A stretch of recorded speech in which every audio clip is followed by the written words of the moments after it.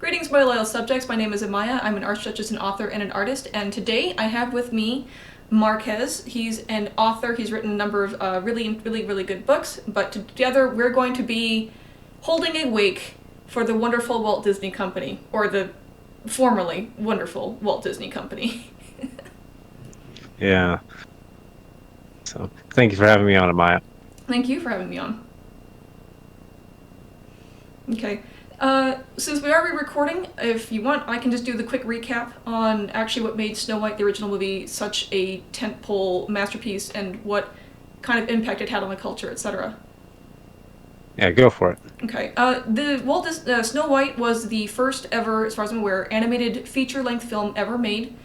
It was done in Technicolor. Actually, Walt Disney was. This was called Disney's Folly back in the day because nobody believed that anyone would want to sit through an entire feature-length cartoon. Because up until that point, cartoons have been kind of silly, goofy little affairs. People have seen them. You've seen, Steamboat Willie or the early stuff where everything is like noodle-armed, kind of jokes that don't have stories per se in them. I mean, they have stories, but not like what we would consider now how you would do a story. Disney, he had a vision to the point where he was able to actually borrow, I think it was like $1.2 million in like 1930s money. So that was a lot of cash. And he was able to do it. He wanted to do it in Technicolor. People told him that was crazy because why would you need Technicolor? It costs like 3 times more. Because I think he was spending like $100 per reel, no, per frame. I think it was, which I think in today's money is something along the lines of like $2,000 a frame. One, that was a Technicolor, and number two, also because he invented, completely new, the multiplane camera, which I believe a particular journalist who had gone to see it, he said that it was such a technical achievement that it would have astounded Einstein. And the multiplane camera is actually really gorgeous. It's what allows in Snow White the sort of perspective moves. So there's like full pans where the trees move faster because they're closer, and then Snow White's here, and then in the back there's like a lake going a little bit slower. They were working on water effects, just all kinds of things that had not been done before. So the well, that was like one of the first like really good water effects. They were finally doing like realistic looking humans. Apparently one of the things is Disney actually wanted to have the prince do more, but because his artists were not used to working with realistic humans, they had to focus essentially their efforts on, well, do you want Snow White to look good, or do you want to spend way more time and also get the prince looking good? And they went, well, we already borrowed like $1.2 million, so less prince is what they went with. At the end of the day, Disney was proven right. It was, I think, the highest grossing animated film of all time for quite a while. It was actually the highest grossing film in the 30s for quite a bit, because adjusted for inflation, it made, hang on, I actually have the statistic. I went to my inflation calculator.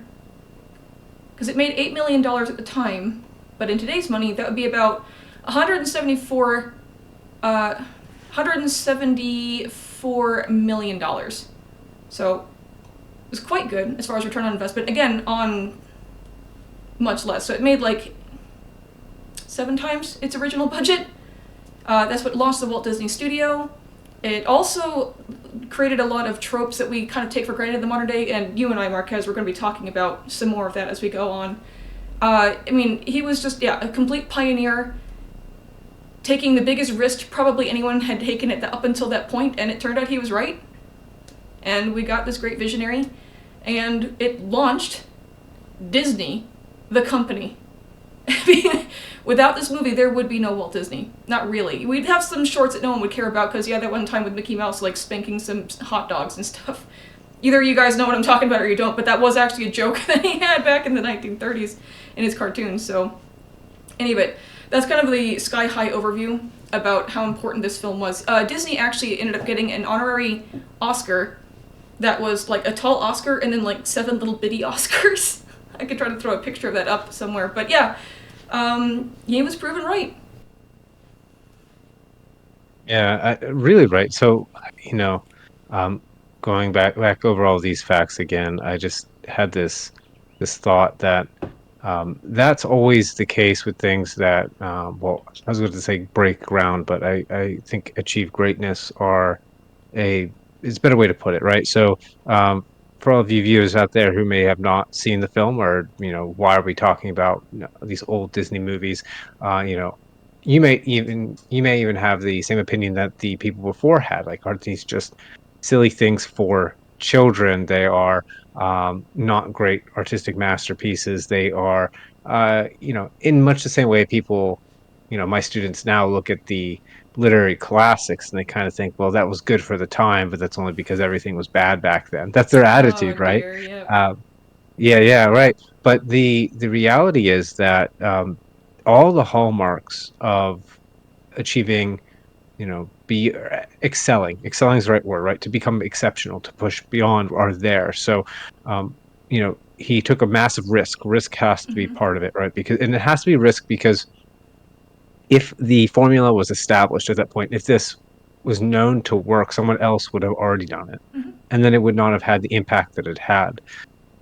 It took quite a lot of vision and uh, something being a technical masterpiece and requiring every ounce of effort from everyone involved, when the technology was new and this was difficult to pull off, also lends to its quality, right?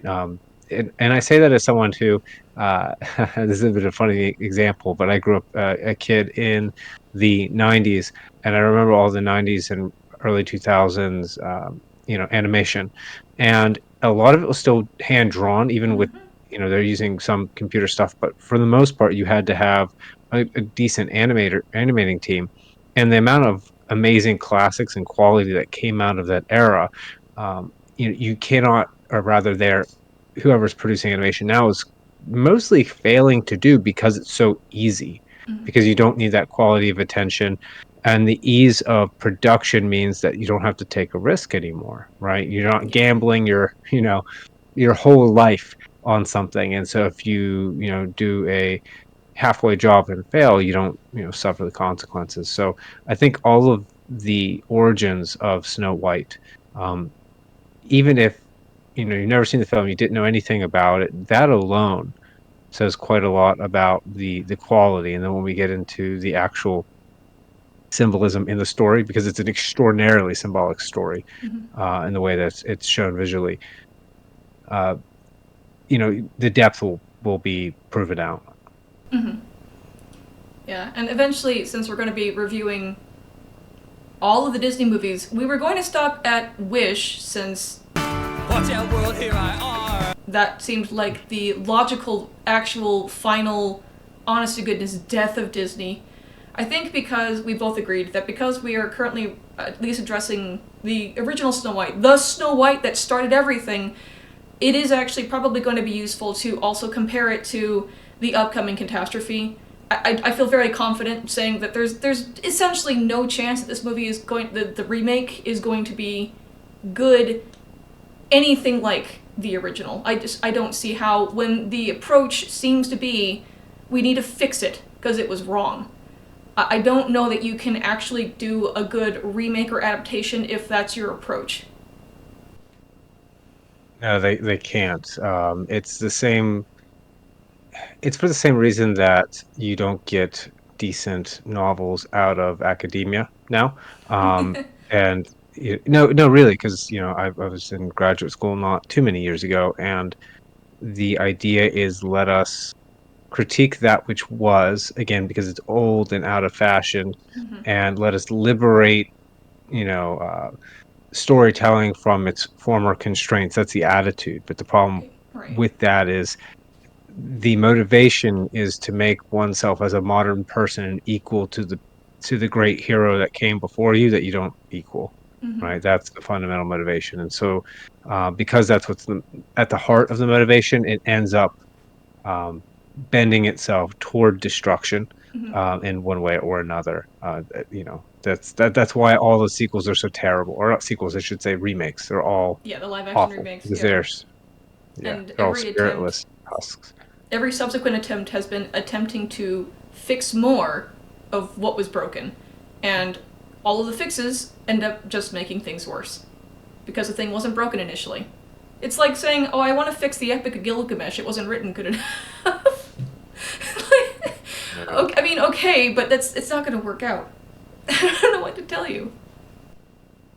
I would tell them, go write something original instead, but they would fail at that too. Uh, It is what it is. So, okay, do we want to dive in to the actual. It's going to be kind of like a little bit of a by plot beat, but then what's relevant to the plot beat sort of breakdown. Yeah, I think that's the best way to cover it. Mm-hmm. Now I know that you've rewatched the movie more recently than I have. I've been a little bit tight on time for certain things. Sure. Um, why don't you remind us on the well, I do remember the very opening of the story has a storybook aesthetic, though that comes a little bit later in our little outline here. Um, do you want to start there with the storybook opening? I think it's actually good to start with the storybook opening because this will lead us into, I think, the next point about character. One of the reasons why is so in the original Snow White, it does open with a live action shot of a book. It opens up with the book and it says, "Here's the story of Snow White," and you sort of like dive into the book, right? And what is in some sense genius about it, and I know that Marquez, you and I have talked about that. Unfortunately, and especially in the modern day, we sort of teach students and people to be materialists. If we can't smell it, taste it, touch it, put it in a test tube, it's not real. And we have completely, in some sense, lost the ability to understand symbolism, unless it's, like really spelled out, and even then there's a decent chance people might miss it, because they've been taught their entire life, no, it is material things, and everything else is not worth engaging with, and or the symbolism that you get presented with is completely schizophrenic and random. So, like one example I like to point to is Stephen King, for example, in his Dark Tower series, he has created his own internal symbolism, but the problem with it is a reader cannot immediately come to his novel necessarily and engage with that symbolism because they don't know what he said. They have to let him explain every single little piece of it. And that, I think, is less useful in order to have a conversation with a reader, because what you're actually trying to do instead is create a sort of a jargon just for you, right? And your fan base. You're not trying to have an engagement with society generally, because society generally cannot just come in and take a look at this and understand kind of what you're saying. I don't know if you want to talk more about Storybook. Yeah. It's well, the Dark Tower thing's interesting because it's constructing a Tower of Babel, right? Mm-hmm. So it's instead of speaking toward some form of universal symbolism that is, let's say, the connotations are inherent with human beings' relationships with the things that are being used as symbols, right? So I could use the word archetype for that if I wanted to. Um, in place of that, our modern perspective demands a kind of uh, one of two things, right? It's either you mentioned the materialist aspect, so that's like hardcore empiricism, or it's entirely personal, Mm-hmm. right? So it's entirely subjective, and um, there's no constraint on that subjectivity because Right. it requires all perspectives to be equally valid, which is not not the approach of Snow White. Snow White opens with a storybook inviting us to say or to recognize that this is a story, but that there are values in stories, right? To approach literature as if it says something true, right? Mm-hmm. This is something that I talk to my literature class about essentially every class is to remind them that the story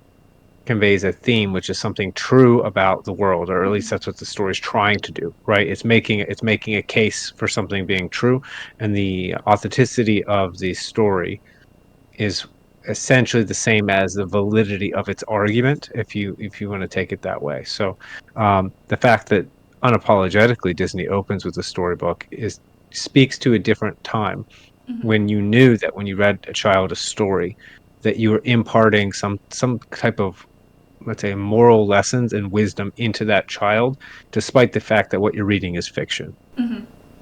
I actually think, I could be wrong, that potentially Disney's opening here might have influenced Cocteau when he did his movie La Belle et la Bête, because that movie just straight up opens with a letter directly addressing the audience saying, I need you to come here and to remember what it was like to be a child and to approach the story with the mind of a child, because if you come in here as an adult for looking at Beauty and the Beast, you're going to be like, well, why is there a beast? Why is there a castle? How is there magic? How does the magic work? Those are not the questions for this story. Right, because you're missing the point then of what the story is. And so basically to come in here with this imaginative open mind to pull out of this, right, the underlying truths, rather than to get hung up in all the little, the minutia. right? Of such as, well, how does a dress, appear on her out of magic? I mean, we could be here all day discussing the intricate rules of the magic in this universe, but again, that's not the scope. So, like I say, potentially Cocteau maybe had this in mind because his movie also ended up being like a huge tentpole piece also in France, and again, also based on a fairy tale. Yeah, I think what occurred what occurred to me is the comment on the propensity to try to systematize everything, but I don't want to hold up the Mm-hmm. story beat. So I'll wait until it presents itself in the natural progression. We'll Oh, it, talk it, about it it then. certainly might. It certainly might. Yeah. All right. So storybook opening, and then remind me because my brain mixes up. Does it opens on the scene with the queen, It right? does, yeah. If we Before jump it, straight to the queen, yeah. if you want to, before we do that, we might want to touch potentially because this is going to be relevant to the entire movie. The idea of character or characterization, specifically in this film, and maybe potentially why modern audiences tend to find it less accessible, let's say, than the more modern versions of these various fairy tales. Yeah, I want to pitch something with that, if you don't Mm-hmm. mind. Sure. Okay. Yeah. So you know how modern people have a hard time appreciating stage theater. Mm-hmm. I think that's not very controversial. And the reason why is because they view stage plays like they view films. The problem with that is that the mediums are not the same. Right. And I'll relate this back to Snow White here in a second. So in a film, you can be really close up on someone's face. They could be Mm-hmm. whispering, and the microphone can pick all of that. So you got this tiny minutia, and it allows for something like I don't want to use the word simulacrum, but it sounds cool, so I'll use it. Of reality, right? It feels very Yes. real, as Yep. opposed to a state. When you're on a stage, the people in the back rows need to be able to hear you, Yep. or if it was ancient Greek theater, you had to be up on these big shoes with a big mask on, so people could tell which characters you were. Yep. And hell, if you go back to ancient Greece, you had in the orchestra you had the choir doing a dance and song summarizing elements of the story because otherwise Mm-hmm. it was too hard to follow with the limited technologies that they have. Different medium. Yep. And the same thing is true for character, right? So people now are used to that hyper detailed view of character that they get particularly in film or even more than film now, like television. Television, sorry, child screaming in the background if you can hear that. That's okay. Um, yeah, we love children here. That's why we're doing a wake for Snow White. Oh yes. But no, um, we're used to that hyper high resolution view Mm-hmm. of characters, and we're not used to taking a lower resolution view and then understanding what is meant from that. And that I think that modern view is wrong, and I think it's wrong if you go all the way back to the etymology of character. Like, you ever notice that, go write a post on the platform formerly known as Twitter, and you have a character limit, right? Mm-hmm. Character is like a symbol representing some other thing, Mm-hmm. and the reality is when you have a work of fiction, you are not getting a whole person at any point at any time. You're only given what you were shown, and you are meant to relate to what you were shown in a way to flesh out the rest of that person through your relationship with that character. And I think people now are very out of practice doing Yeah. that.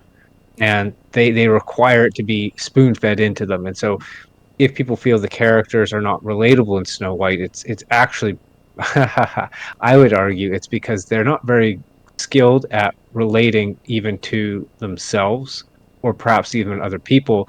And if it's not given to them, they don't do the mental labor of, let's say, active empathy, that being the thinking through what it would be like to be someone else, which means you have to put the pieces there because they're not apparent in front of you. What do you think of, let's say, perhaps it doesn't describe how the characters are exactly presented in Snow White, but what do you think about all that, Amaya, in regard to Snow White and its characters? Well, there's a couple of things. I know that we've had this discussion a couple of times. Certainly, in the modern day, when we mean character, we usually mean some sort of, as you would say, a simulacrum of a real human being. We want them to be more detailed than they necessarily used to be.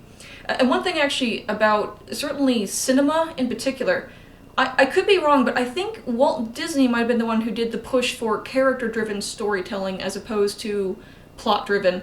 So, to give an idea of, like, let's say the early cartoons is some wacky thing happens with some wacky thing, with some creature, and it's all funny because it's all wacky, but you don't necessarily know who any of these things are. They can be anything, depending on the plot. You also see this, for example, in the, like, Flash Gordon, what is it, the shorts that they had?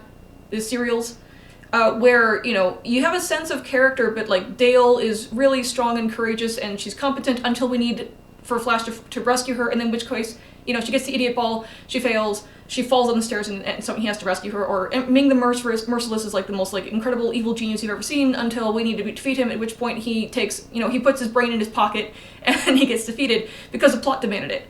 And the reason I say Walt Disney might be the one who kind of landed on the whole character-driven is he started early in his career with some cartoon shorts which were about Alice in Wonderland. It was actually a real girl interacting with cartoons. That was actually very different for the time. But the humor was situational based on the fact that you understood Alice the girl. So the humor depended on you understanding her as a person, not just incidentally a girl shows up and then, I don't know, a balloon explodes and isn't that funny or something like that. However, when it comes to Snow White in particular, while let's say they have a certain amount of character, I think that actually quite a lot of these characters are what we would call in the modern day paragons. Right? A paragon is not necessarily, quote, a real human in the sense that you're going to find a paragon on the street. So, like, Superman, for example, is a paragon. He's, like, the embodiment of these high virtues. To a certain extent, it's kind of hard to know what it would really be like to have Superman as a friend, because that sort of nitty-gritty of, what his favorite movie would be, or his favorite color, or if he likes sports and stuff, is actually really not part of where your focus is. It's pulled way further out, so it's a little bit more low res, but again, it's an embodiment, and it's not just virtue. You can have evil paragons where they embody only, like, vices, for example. So, again, with the opening here, or actually with the characters in this film, they might feel less grounded in the modern day, because I think almost all of them are paragons. The dwarves are not. The dwarves are actually characters. They're relatively one-dimensional. Relatively. Dopey and Grumpy, I think, are the ones that probably got the most work. Doc being maybe the third one in that list, and the other ones are kind of just the sneezy one, the sleepy one, or what have you, because there's not enough time to deal with everybody. So in that sense, when people get kind of annoyed that Snow White feels flat, I think it's because they're looking for that sort of, what would it be like to, go out and have a girls' night out with Snow White? And you're not entirely certain, because she's not a character in that sense. She is a paragon. She is presenting to you a symbol of hopefulness and resilience and femininity that was extremely relevant, actually, to the 1930s, because we had just lived through, the freaking Great Depression. We had World War I. There was, like, darkness on the horizon, and people didn't feel very confident. And so what they're kind of showing the audience at the time is, here is a character who, by stint of her hopeful goodwill and kindness, is able to, in some sense, outlast until the good times come. Right, and because she doesn't succumb to despair, because she could. Her circumstances are horrible, right? With essentially, in some sense, like, no hope anywhere, and yet she remains resilient. And that's what allows her to finally achieve the sense of the happy ending. But that's not accessible if you're looking to know, like, well, what are her personal flaws? That kind of thing. Like, which, of course, people like to say nowadays that flaws make us human, and you're going, to an extent, yes, but it depends on the story you're telling, right?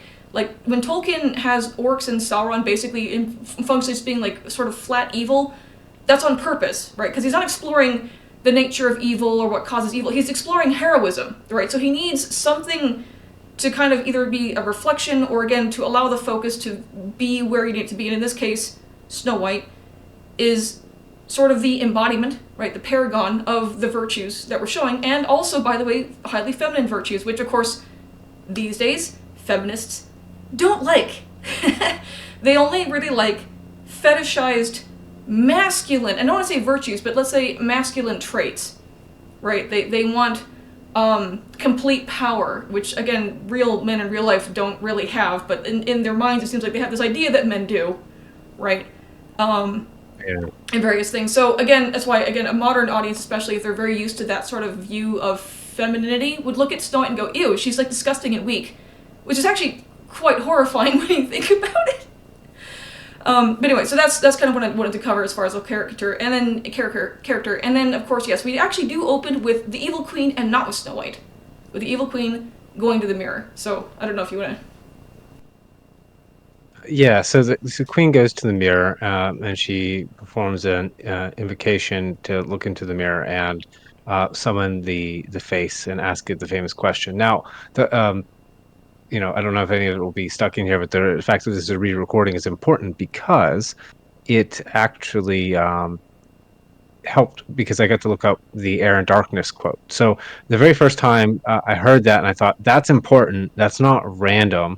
And it turns out that that turn of phrase it goes back forever. It's definitely Mm-hmm. used in Shakespeare. I think I Mm-hmm. saw that it was used even before that, and it is in reference to the as far as I've been able to look into it, the dark aspects of the feminine. Essentially, that's Mm-hmm. been the association, which makes sense because she's looking into a mirror and she summons forth, well, the shadow side of the mother, essentially, or perhaps the also the shadow side of the maiden. Actually, all three. It's Mm-hmm. all three sides: the maiden, mother, and crone of the anima. If I go, full union with it, and of course, she sees in the opposite of her reflection the actual most beautiful, the most pure Snow White, Mm-hmm. as her opposition. So I think that that's particularly significant, right? So we have a character that is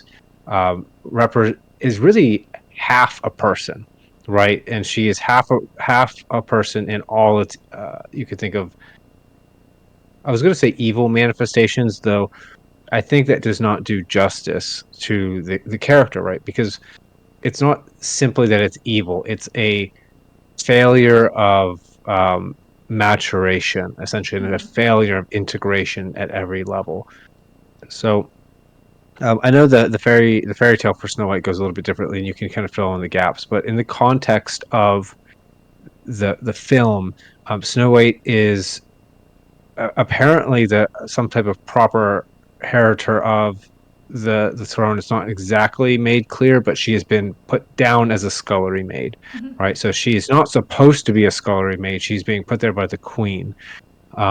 So uh, right away we have, let's say, the it's like the feminine that doesn't want to let go of being the maiden, and then when she gets to the mother aspect, she's not nurturing, and Mm-hmm. it's not clear that she's ever had her own children. So again, rejecting the role that she's meant to fulfill, and then in terms of wisdom, she has no one to pass wisdom down to, and so she just employs it toward her own ends to maintain power.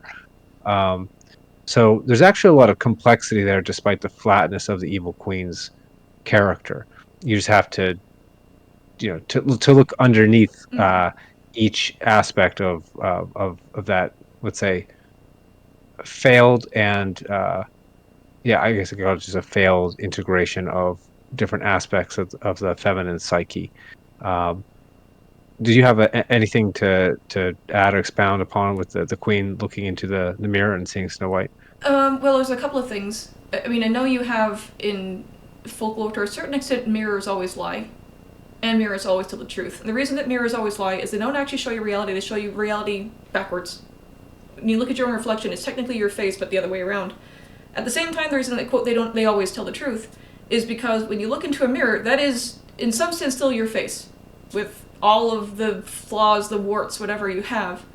As far as the queen and what you said is a failure of maturation, yes, and like for example, like the male equivalent actually for her would be something like a man-child, but a tyrannical man-child, because in her case, like beauty, regardless of how anyone feels about this, beauty for the most part is where, let's say, a lot of women's, especially young women's, soft power is perhaps the way to put it, comes from. It's where a lot of their quote value comes. You can be angry about it, but that's just sort of generally how it is.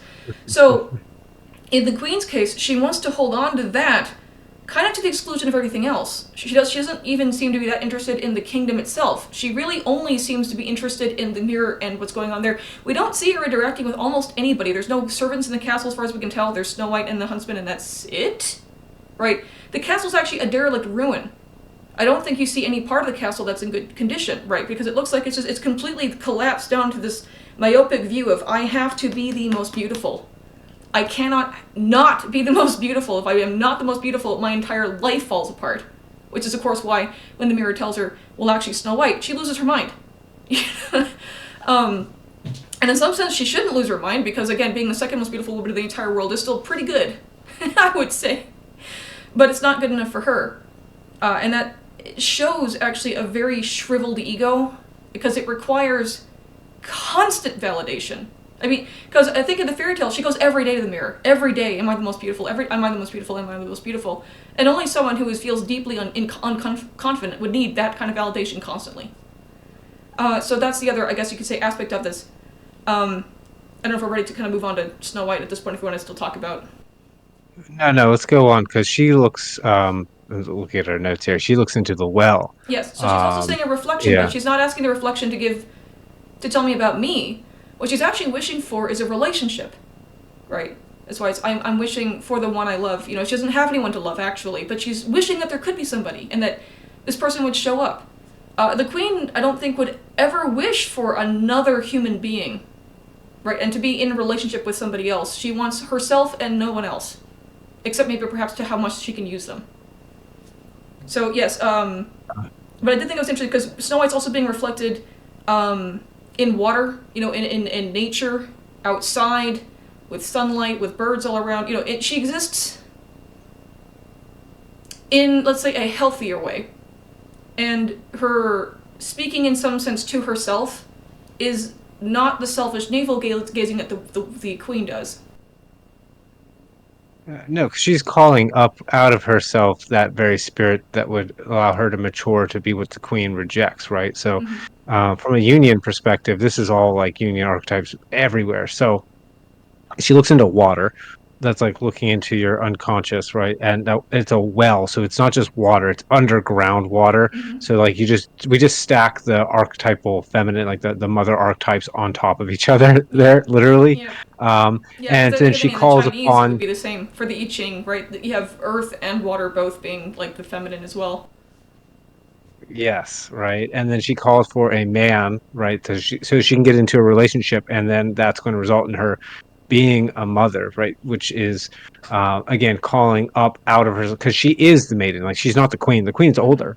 Mm-hmm. Snow White is actually physically, where she is supposed to be, but then also is willing to move past that.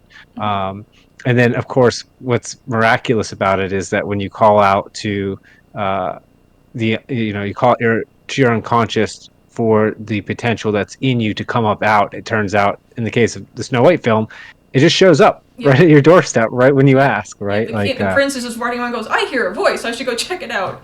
But again, also, she hadn't been singing the song into the well and he hadn't heard it, he wouldn't have stopped by, right? It.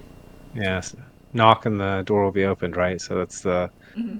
the religious metaphor there. And so the queen does show up, but Snow White, despite her eagerness, is actually not quite ready. She has not matured enough. There's still trials that she'll need to face to psychologically mature, even though, let's say, she is perhaps in many ways physically matured and in some ways mentally and emotionally matured, but she's afraid, right? Mm-hmm. She runs from the prince, Yeah. even though that's what she asked for, right? Yeah. That's another bit of an archetypal message, right? Or you can even think of that in reference to, it reminds me of the, yeah, I think it'd be Moses leading them out of Egypt, right, into the desert. Ah, I hate the desert. Why did we do this? Like, this Yeah. is what 40 you asked years of for. complaining. Yep. Yep. Yeah. So, Yep. uh, so there's a bit of necessity there as well. Like she has to reject the prince because I mean, from a narrative perspective, you can be like, well, the story would be over if she just accepted it right then and Sure. there. Yeah. Uh, But yeah, as you Um, say, she was not. She wasn't ready for him. She wanted him, but when and this happens in real life. Every one of us has had like a crush on somebody, and then you know that like back when you were 14, if that person had showed up and says, "I will date you right now," you would have probably run and hid, you know, because you're terrified. Because there's a lot more to that than just I get what I want. I mean, there's suddenly we have to like hold hands and talk to each other and you know all of these things. Whereas you know pining somewhat is somewhat safe, right? You're in your little kind of closet, you know, going dreaming about how nice it would be, but actually having to do it is a very different proposition. yes. Now, after she flees. from the prince, if I remember correctly, we jump back to the queen and her plotting when she's gotten the bad news from the mirror at this point. You know, Hmm. Snow White is the fairest, and she can't have that. And so she calls upon her stooge minion. He's not really a stooge, but he's you know, the weak-willed man who does how would Aristotle describe him? He's the man who knows what he's doing is evil, but doesn't have the courage to stop himself from doing it. So the incontinent man, I believe, That's serving the vicious queen.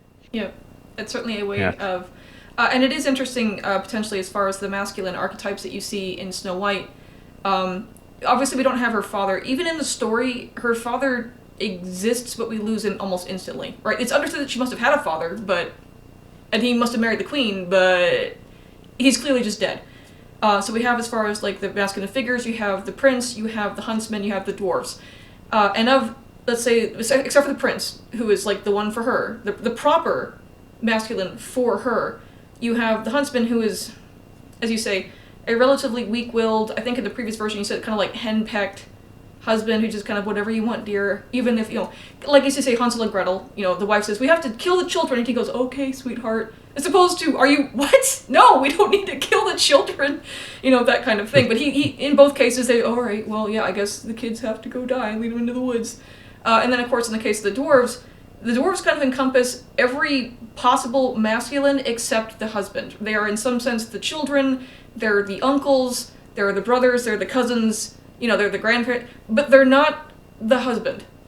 So in that sense, when Snow White gets to live with them, it's also kind of a test run, because she hasn't had any masculine influences as far as we can tell in her life, right? When we first meet her, she's just alone in a castle with the queen, and that's it, you know.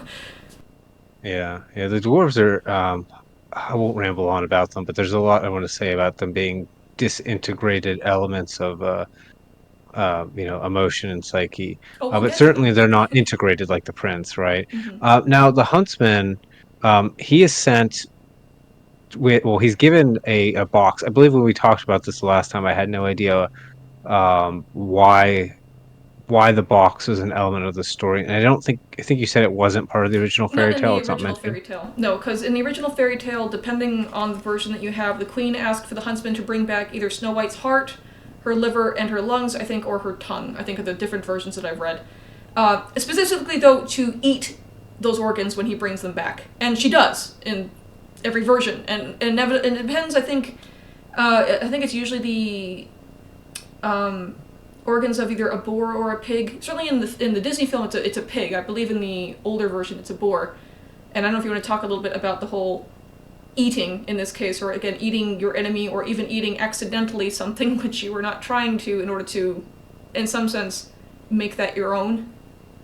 Since I would say that's clearly what Uh, she was trying to do. yeah, yeah. Well, that's the easy way to understand that is consume, as the same root as something like consummate, which is to make one.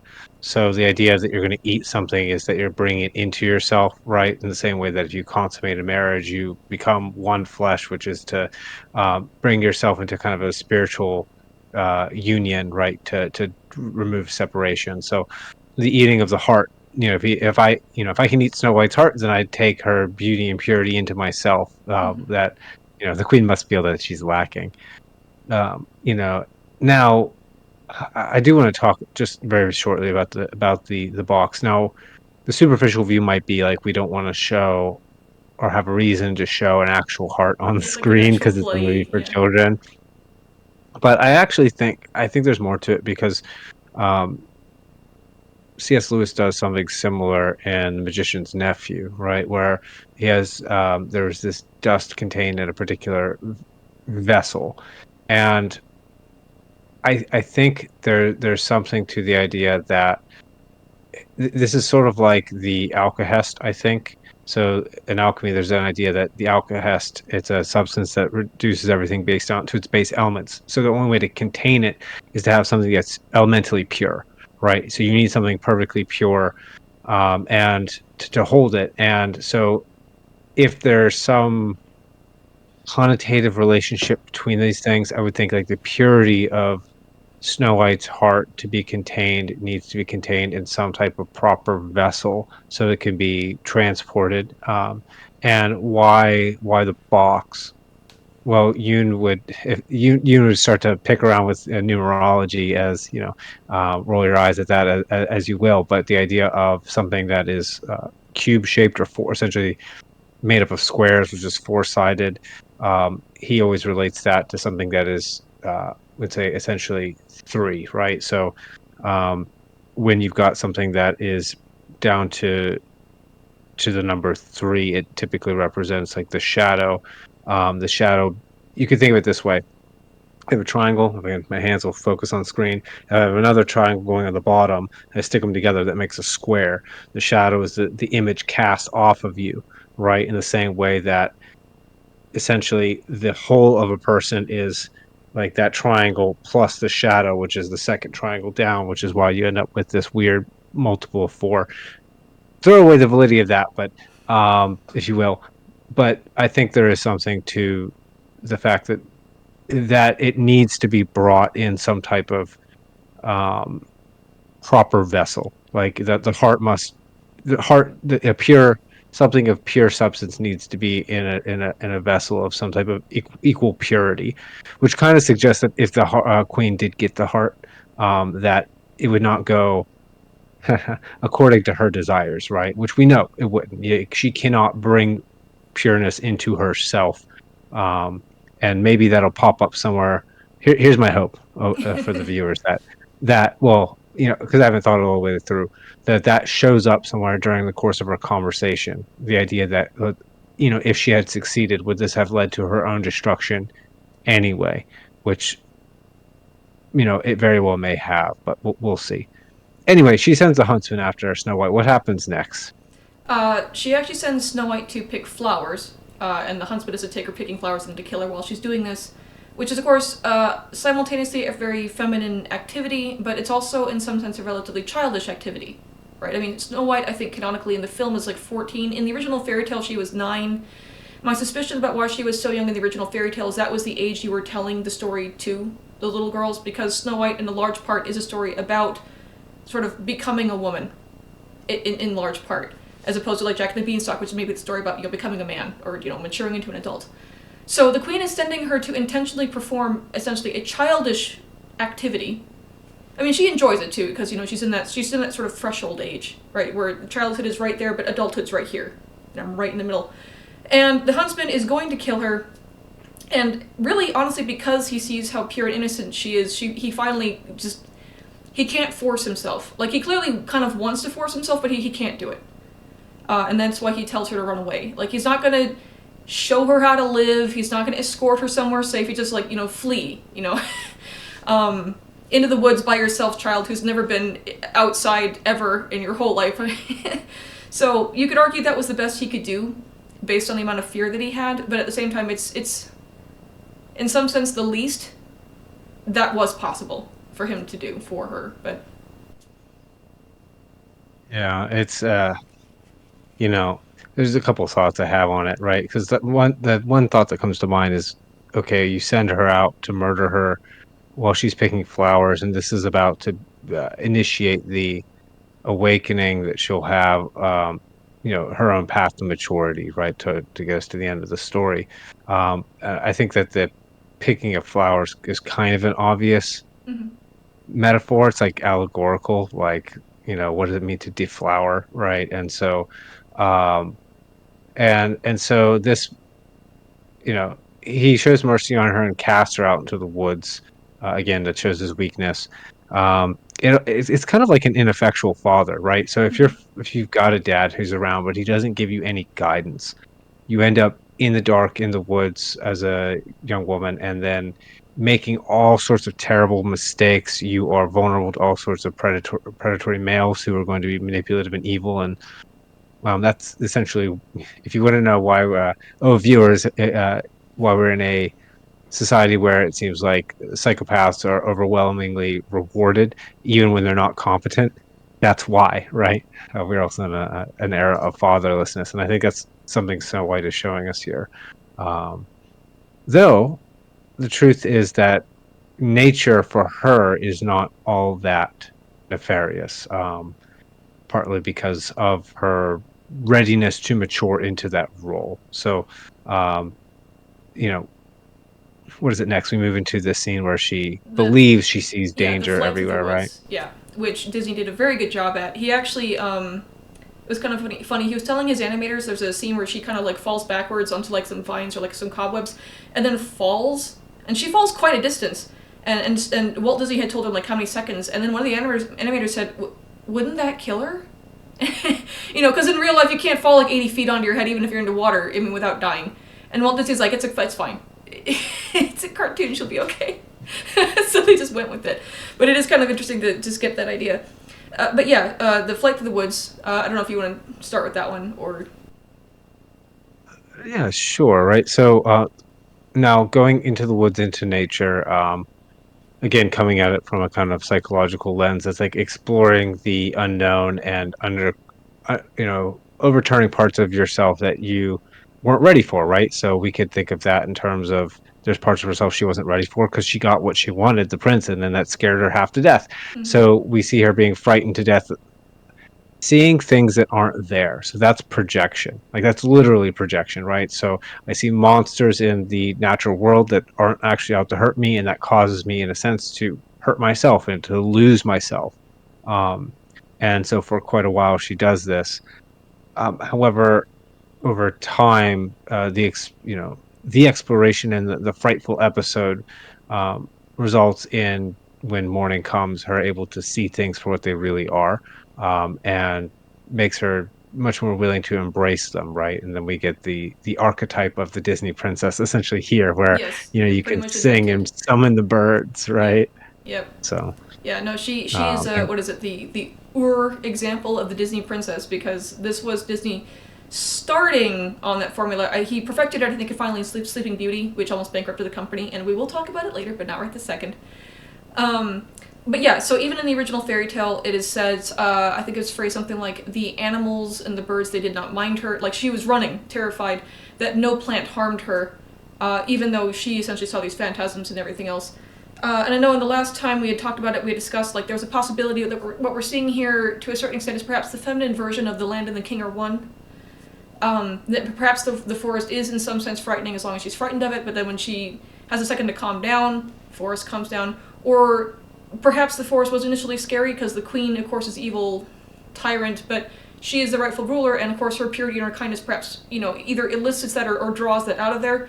Or it could be, again, she's never been outside the castle, she's never been in a forest, and everything is, of course, terrifying the first time you see it, because it's like, what is any of this? Especially a forest at night. I've been in forests at night with, like, no flashlight. Those are... they're very frightening. It's just black shadows everywhere and all this noise. That's the funny thing. People always say it's quiet. It's not quiet. There's just noise everywhere. You just don't know what it's coming from. And yeah, your mind starts playing tricks on you constantly. Even though in some sense there's just nothing, you're probably, it's not probably a bear. It's probably not a bear. Then the other thing is, I think we had discussed this last time also, when she starts to talk to all the forest animals, pretty much all the forest animals are little family units. It's almost always like a mama bird and a papa bird and a baby bird, mama deer, baby deer, papa deer, with I think the turtle being the only one who's like obviously alone, because I think even with the squirrels who are largely alone, they're still like in groups, right? It's like a squirrel and a chipmunk, they're all together. And that could also kind of tie into essentially not just her as the feminine archetype, but also with the coming womanhood and motherhood and so on, and relationship, getting married, that kind of thing, and having presentations of it again in sort of a trial run with the animals.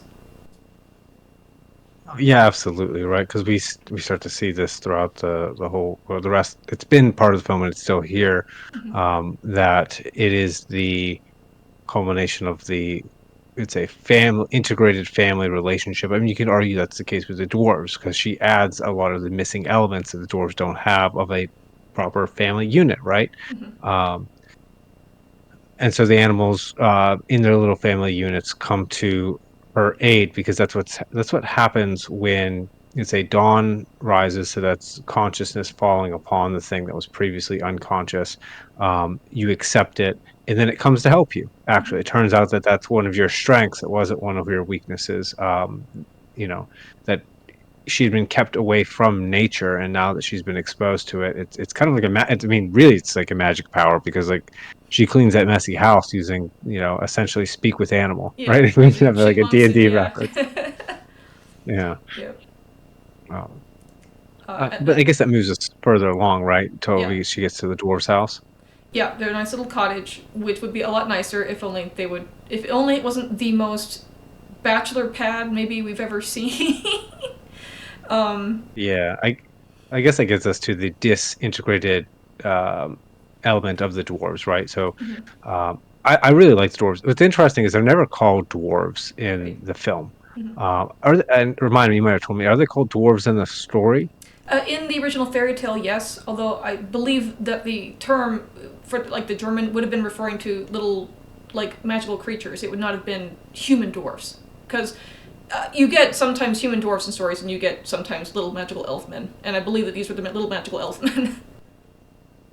Yeah, I don't know. I don't know what your interpretation is, but I felt like Disney was not trying to make them into like fairy creatures. They felt very, like unidimensional human beings. They didn't feel as much like fairies to me.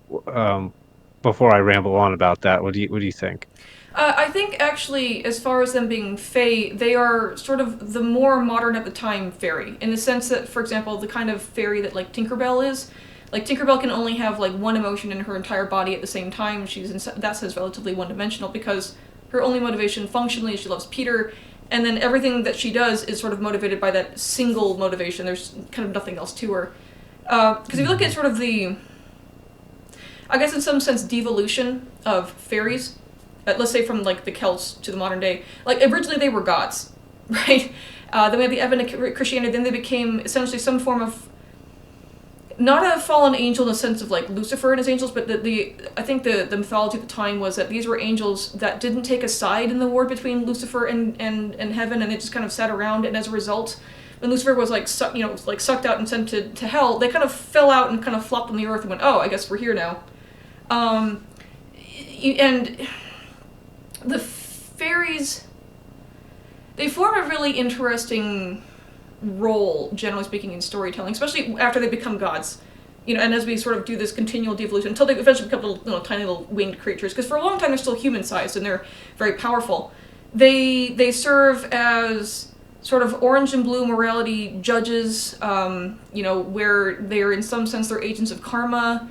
They're also in some sense like less than human, and they find humans fascinating, and they want to know humans, and they want to integrate humanity into themselves because they're missing something internally, and that's been interpreted as they're missing a soul, or they're missing a conscience, or they're unable to love, or there's this they're very close to it, but they're not quite 100% there, and so they try to, in order to like integrate humans into themselves, they'll like kidnap human children, hoping that like the introduction of essentially human blood will make them more human, which never happens. Usually when they kidnap a child, that child sort of becomes fairy, so it becomes less than what they took originally.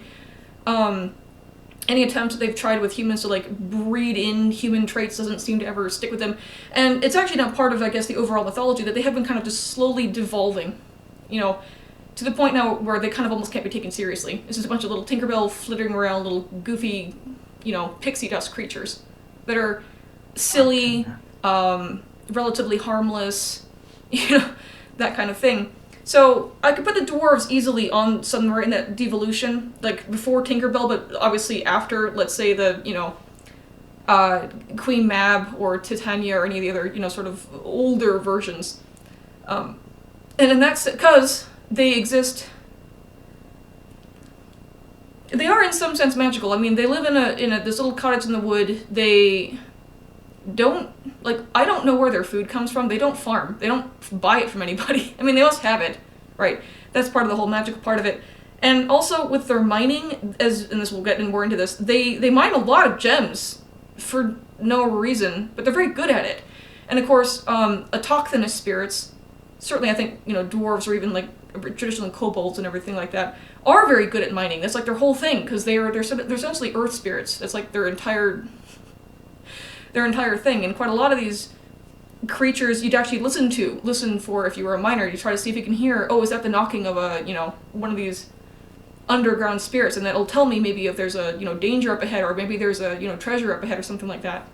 So that was my feeling, that they're still Fae, but just not in a full-on Peter Pan-esque way. Yeah, so what occurred to me, it's like as we move closer and closer toward modernization, we have the Coca-Cola-ifying. So I thought of Santa Yep. Claus and his elves, No, right? Like they're I not get like what you're saying elves. completely. Yeah. Yeah, yeah. So essentially, that makes perfect sense too, particularly, Walt Disney and being an American, that the kind of American commercialism coming in and coloring the dwarves, making them much more human. Um, and so that does make sense. And that's partly why I think they end up being like disintegrated elements of somebody's, um, let's say, emotions, right? So each one's named after an emotion. That's partly a gimmick to make them easy to characterize, makes them easier to identify. Mm-hmm. But I also think it's because, when you have the masculine without its appropriate feminine balance, it does become disintegrated. You get this domination by one emotion or the other, and because there's no reason to unite them together for a common united front, right? So like the prince would be like, I have to get all of my instincts and impulses and emotions organized so that I can, rule the kingdom and make sure it's run properly. I can't, let the fact that I'm angry bring me to make some stupid decision that makes, everything fall apart. I can't go on a manic spending spree. I can't, um, you know, allow my uh sadness to make me cry in a puddle that won't work. you know Mm-hmm. So I do think they play a very good role. Snow White comes in, summons the animals to help her clean up their terrible bachelor pad. Mm-hmm. And what's interesting, when the dwarves come back, their initial impression of her is like, we've been trespassed upon by a monster, Mm-hmm. right? Which is interesting too, because it also speaks to an immature man, right? So the immature man rejects a lot of aspects of femininity that it doesn't like or doesn't understand. And the dwarves do this, and it takes Doc, essentially talking the others into, um, if I remember right, it's Doc who does most of the speaking for the dwarves, and end up having her stay in. He's the one who offers like the bed, all the beds, like the whole bedroom Yeah, yeah. to Snow White. Isn't that right? Yeah, Yeah. because initially she was So going to say, oh, you can go up to your beds, I'll sleep on the floor, basically at the bottom level at some point. And Doc at some point is like, guys, we can't do that. We can't do that. That would be so bad. Um, yeah, it kind of makes you wonder what Doc is specifically, because the other are all emotions. Is Doc like just no, kind of because the? Sneezy's not an emotion, and Oh, Sleepy is I guess not. not. Unless you want to say that Sleepy is an Oh emotion no, insofar Sleepy is as. no, Sleepy is definitely an emotion. Sneezy perhaps not no. Unless we try to think of like when you're ill, um, but that's a bit of a stretch. No, you're right. But then the question, like, we at least know what Sneezy is, and we know what Sleepy is. But what is Doc? I think we had discussed this a bit Intellect? last time. In some sense, yes, in that he's questionably the smartest of all of them, and he sort of ends up being the de facto leader because he's better at speaking than the others. It's not really clear that he's actually a better qualified leader, just that no one steps up and he just fills the void. And so they go, okay, well, we'll do what Doc says. It seems like. And then, of course, he's also the only one usually coming up with suggestions, although occasionally another dwarf will say something and he'll just kind of roll with their suggestion as if it was his, and no one calls him out on it.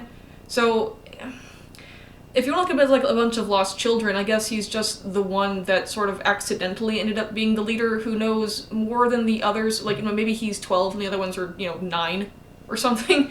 Not that he's necessarily the, qualified one, but in the sense of, well, in this group, he is the most qualified, even while maybe not being the ideal. Because it's very clear, he knows, like, how to wash He knows what it is. He just obviously he didn't do it. He never encouraged the others to do it. So when Snow White asks them to go wash, and they're like, "What is this? This strange behavior?" And he's the one who actually explains to them how to do it. And also ultimately gets the other ones to do that for Grumpy because Grumpy's like, "I'm not gonna. I refuse." In his normal grumpy way. I think also in the first recording, you had also pointed out that one of the interesting things about the dwarves working in the mine and like amassing all this wealth is that they're amassing it kind of for no obvious gain. Like they have a house that they don't take care of. They don't seem to be buying anything. They don't. They just they get their gems, and then before they leave the mine, I think they have like a little closet in the mine. That's just like where they throw everything, and then they just lock it and then leave. So they took it out of the mine to put it Yeah. back in the mine functionally. Yeah, and they don't even hide the key. They just hang the key up next to the lock, Yeah, yeah. like It's right just there. It's adorable. But I think that is speaking to the lack of purpose, right? Mhm. So if you are a man and you're not integrated and you're not worthy of a relationship like the dwarves aren't, no matter how much dopey one wishes he was, um, and no matter how much grumpy pretends that he doesn't desire such a thing, you amass wealth for no reason. Mhm. And the you don't even have a reason to guard it. It doesn't have any, because that speaks to the fact that the wealth that they have actually doesn't have any value. It's just Mhm. something they do to pass the time. As day in, day out, what else are they going to do? So yeah, certainly I think that the dwarves are that unintegrated masculinity that only really shows its highest virtue toward the end, but we'll get there Mhm. when they're called upon to do so. So now remind me, Mike, because at this point the story makes a bit of a jump, I believe, back to the queen now, Yeah. or am I missing a piece? Yeah. Yeah, she goes to the mirror, who's a Ferris, and the mirror says, "Oh, it's Snow White," and she goes, "It's impossible. I have her heart in a box." And the mirror goes, "Nope, that's a pig's heart." And then she's like, "Ah, I've been betrayed. I have to do this myself." That kind of moment is what occurs to her. Um, I think it is at that point where she descends right into the dungeon of the castle, and this is where she begins hatching her whole plot on how to kill Snow White. Yeah, I guess this is a great place to talk about the magic. It struck me quite a lot. So, without belaboring it, the witch is like a combination of traditional like Wicca witch, but also um Not Wicca. like No, Wicca is a modern no, is it not invention. Wicca? Well, Oh well, whatever it's like a whatever it is traditional that witch in like a inspired fairy that. tale would not be a Wiccan. I'm sorry. I know some people are gonna get offended, but it's like Wicca was like invented essentially what in the like 20th century. Well, yeah, sure, but so was the film. I don't think I So knew about Wiccan. I don't have the impression that Disney necessarily knew about because Wicca is relatively new age compared to even like as you say alchemy, which is relatively that New goes Age is back. like Plato Well, what I mean in and especially before Plato. well, Like so new so age I in the get way the that we name mean it. didn't. Yeah, in the way that we mean it in the modern day, not like necessarily a classical meaning of new age. I don't think they're different. I've read a lot of the stuff. I've got a copy of the Hermetica on my shelf, and a bunch of like uni books on alchemy. Um, there's a there is let's say we've got the classic like we'll compare it with the witches in Macbeth. We could do that instead. Right. That's I would feel Witchcraft, more what she. Yeah. but she has a bunch of alchemy tools. Like Sure. like literally there's like an alembic and a retort, and I now you could say, well, the zeitgeist at the time to distinguish between these things, so let's just give her a bunch of magic stuff. But I and I'm sure for Walt Disney this was a kind of happy accident, but I don't think it was strictly a random accident. I think the 20th century had a lot of occultism, and It did. occultism is born out of alchemy, and that's born out of the same ideas that would have brought forth all the New Age ideas. They're all directly interconnected. Mm-hmm. And what those ideas were all trying to do, essentially, is to, let's say, remake the world in one's own image. So the queen wants to be able to be young forever. but that's not the order of the universe. The proper order of the universe is that Snow White comes in as the new young maiden. She moves into, if she accepted it, she would move into the mother and then into the crone and offer wisdom to, well, Snow White and help her essentially take her place. Hmm. But she is trying to, in a sense, conquer and master, let's say, age, mortality, and death, Hmm. and all things that would cause her to crumble and fall and lose her position, to lose the power that she once had. She wants to cling to it, and the whole point of all of those particular forms of magic was to do that. Like everyone knows about the like, why did people want to make the Philosopher's Stone? They didn't just wanna make it. Hmm. They wanted to make it to make the elixir of immortality, Yes, right? that's Like, what it was. It's that the same with the that's what Chinese alchemists, by the way. They also the yeah, pill of immortality. same Yeah, thing. yeah. So that's why I would say that there's actually some brilliance to the magic here because it interrelates with these, same ideas that echo backward in time, and I do not think are actually, um you can't extract them from one another. Like if you start digging, you just start to find that they all share a common root, and that common root, I think, goes all the way back to the depths of the human spirit. So, to talk about magic, Snow White does not have a. If you're a writer out there, Snow White, or even an analyst, doesn't have a magic system. Right. There's no system. It is a spirit and a feeling of and a number of associations and connotations that don't really go together, right, in a superficial sense, but that do resonate with one another at a very emotional level. So I guess that's what I wanted to say about the Queen's evil magic. Hmm. Yeah, it So is interesting because in the original fairy tale, it's not explicitly said that she has magic. I mean, I would say it's implied, especially from the desire to eat Snow White's heart, for example. But for the most part, the arts she's using, we would in the modern day view as not magic, right? She dyes her skin a darker color. She uses poisons and things like that to try to kill Snow White. Because well, as we'll get to that point, but she comes 3 times to try to kill Snow White, and in different guises every time, before finally she comes in the guise of a crone, which is also interesting. And as I think it was Jordan Peterson also pointed out from this particular scene, the queen, in wanting to be the most beautiful, she actually intentionally makes herself old and ugly as a disguise, but in some sense this is now like her inside matching the outside, or the outside matching the inside. Because one of the distinctions, of course, between the Queen and Snow White, ignoring, let's say, age or anything else, is that internally Snow White is beautiful, like regardless of what she looks like on the outside, and internally the Queen is hideous. She has no redeeming qualities. It's not just that she's selfish, and especially in the film, she's excessively cruel. Like when she goes down the dungeon, she sees that skeleton of the guy who's like reaching for the cup that was like just out of reach. Obviously, he died of thirst or something, and she laughs and goes, "Haha, do you want a drink?" and like kicks his bones all over the place, which is just an unnecessary additional cruelty because, that kind of thing. So Disney, I think, did a good job in at least making that explicit. And eventually, of course, when the queen dies, she dies in that form. She doesn't have a beautiful corpse. She has a really ugly corpse. We'll get to that more when we get to the later stuff. yeah, yeah, she definitely does the. You see this a lot in various fables and parables and things in which the thing the villain is trying to escape, or the failed protagonist tragic hero is trying to escape, Mm-hmm. is what they run themselves right into. So Yep. she makes herself that very thing she was trying to avoid the whole time.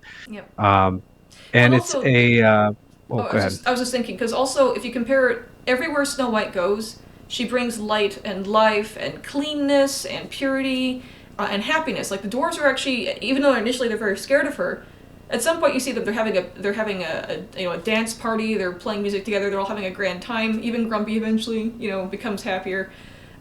Everywhere the queen is miserable and dead and dark. Like if you go into her castle, the only people we see in her castle aside from Snow White who leaves, because the husband, I think we see him in the castle once.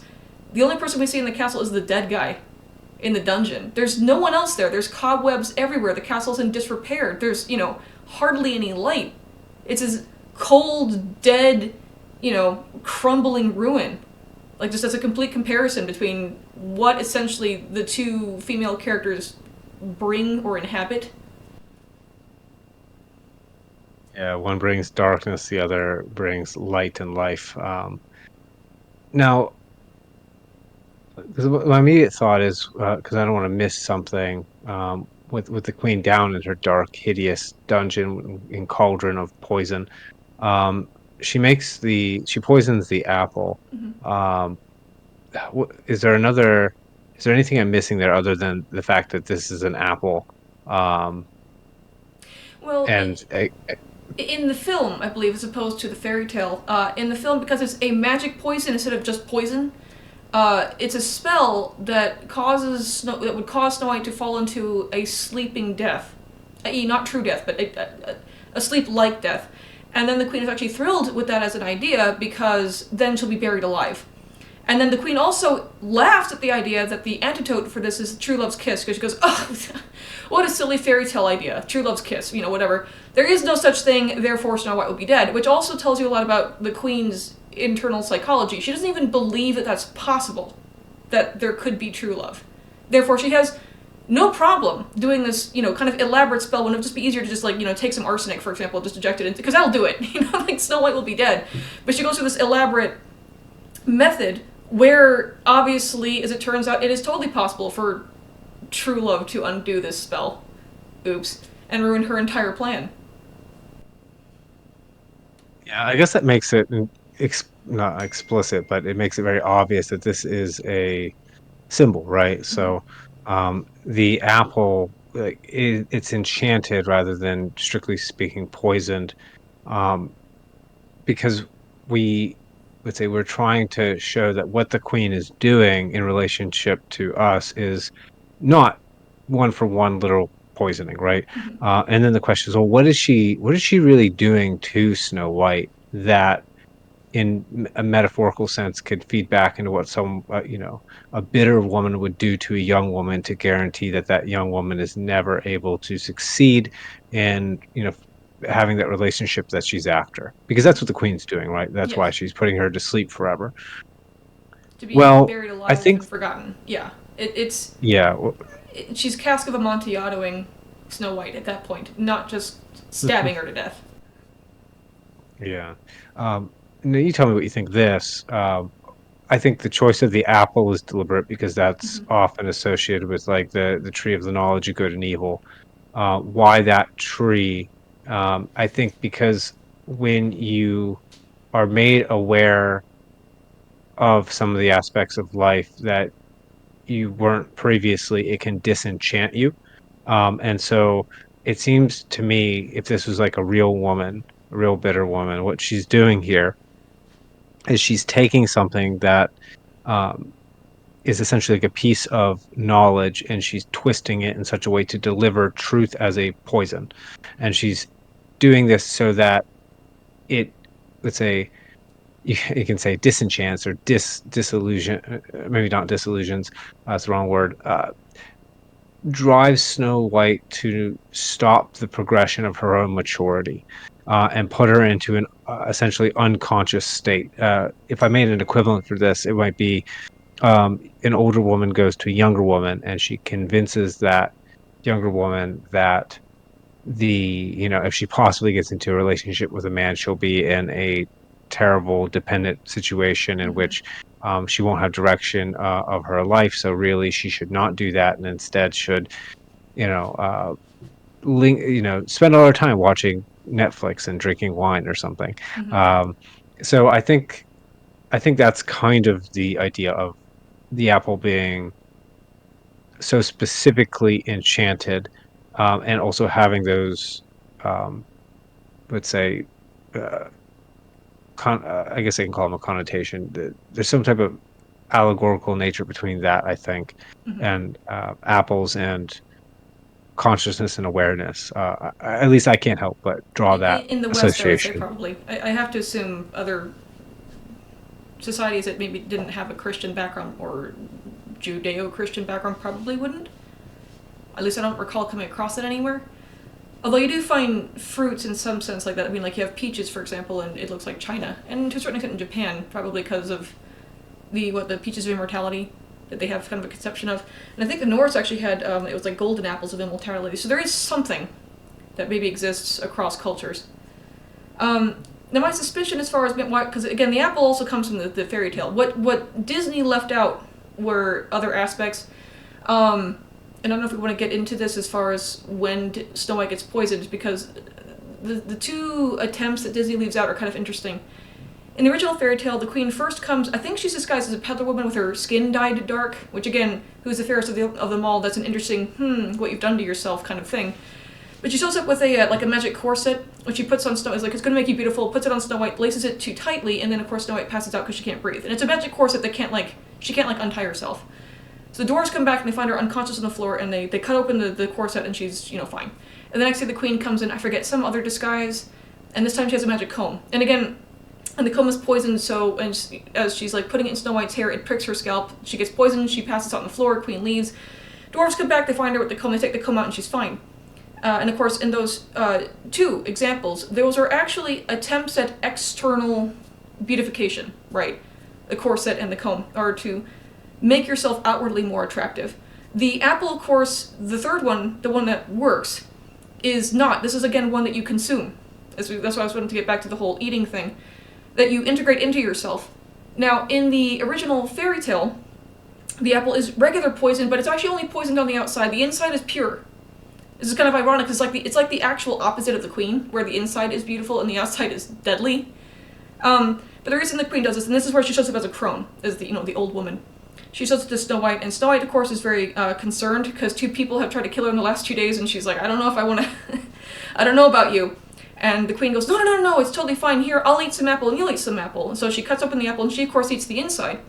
And she hands Snow White, a full slice with the poisoned outside. And Snow White, of course, thinks, oh, it's okay, so she eats it, and then she dies. Right, queen goes away, haha. And, if you want to take, let's say, Christian imagery, and I'm not sure that necessarily the peasants, let's say in the 1500s, 1400s, whatever, were terribly concerned, let's say, about the order of operations or whether this symbol belonged here at this time or not. Unless they want to take it strictly as a knowledge of good and evil kind of deal. In the Garden of Eden, you had the 2 trees, the tree of life and the tree of knowledge of good and evil, that were right next to each other. In the very center of the garden, both of them. And if I remember correctly, it was... And I hope I remember correctly, God said to Adam and Eve, the day that you eat of the fruit of knowledge of good and evil is the day that you die by death. My understanding, of course, is the reason that both trees were actually in the garden is at some point humanity was actually supposed to eat from the tree of the knowledge of good and evil, but they weren't ready for it. What ended up causing this problem is that it's sort of, there's knowledge you can try to force on somebody when they're not old enough for it that can, destroy them. This is one of the reasons that we're very careful about children and what we expose them to, because they're just not ready for everything that the world can throw at them. So you either have to ease them into that or just wait till they're old enough. You can't explain, very adult concepts to a 4-year-old. They can't. They can't understand, and attempting to force it is going to destroy them. So you could also look at it, let's say, in that aspect of what the Queen's apple at this point brings, essentially, is perhaps, because if we look at the story still as a story of maturation into adulthood, the Queen, in order to destroy Snow White, is perhaps presenting her with, the ugliest parts of adulthood, right? You're going to be in a marriage that is going to be horrible, and, you're going to have kids who don't even like you, and you're going to get fat and ugly, and no one will ever love you ever again, and then you die. Some horrible, nihilistic, maybe, way of looking at life, where it's just only focusing on the horrors of it, and you could argue the sleep like death is sometimes like a depression, or why get up, if this is all this is ever going to be. And that she needs to, at that point, be revived, let's say, with, some hope. So again, in the movie, I don't think that Disney necessarily had a lot of this in mind, per se. Because he goes instead for this enchantment instead. I think, and the reason he goes for the enchantment instead is because he's actually, I think, showing more of the Queen's failure than Snow White's triumph. Right? Because the Queen's a slightly more well-rounded, shall we say, character than Snow White, which is also probably why we open the movie with her. We get to see all of her flaws. We get to see that she's malicious, she's sadistic, she's cruel, she's obviously very selfish, she's incredibly vain. She is competent. She knows magic, she has all these things going for her. But that you can see, essentially, her... multiple Hamartia, however you would pluralize that, right, killing her slowly over the course of the film. So, in that sense, you have the villainous arc, but you're seeing it actually playing. Rather than the heroic arc, what we're actually seeing is the villainous arc continually play out until, of course, the end of the film. And that might be maybe also kind of confuses modern audiences, because I don't think we're used to storytelling like that, where the character who undergoes an arc question mark is the villain, although in this case, because it's a villainous arc, it's technically a failed arc. Yeah, so the Queen reminds me, when we're talking there, the Queen really reminds me of Faust at the beginning Mm-hmm. of the play, by the same name, in which, um, Faust also is apparently competent. He's Mm-hmm. like, I master all these skills, Mm-hmm. but he doesn't really feel he has a real friend. Like the only person he associates with, he doesn't really respect. And he's got these students who he feels like are all dupes, and he's a Mm-hmm. kind of a fake quack doctor taking after the quackery of his father, right? I Mm-hmm. think the Queen occupies a similar location in which, she has this deep unsatisfaction that she has to associate with dark spirits to try to assuage, and fails to do so, associating with those dark spirits.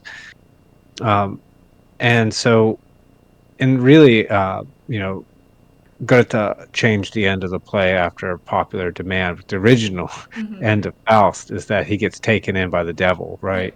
So essentially, he makes the bed that he sleeps in, and we get to see the Queen do precisely the same thing, where Mm-hmm. her constant attempts at subverting the natural order of things, like the results in that kind of divine destruction. Mm-hmm. Um, but perhaps I'm jumping ahead. No, we're getting to Um, it. yeah.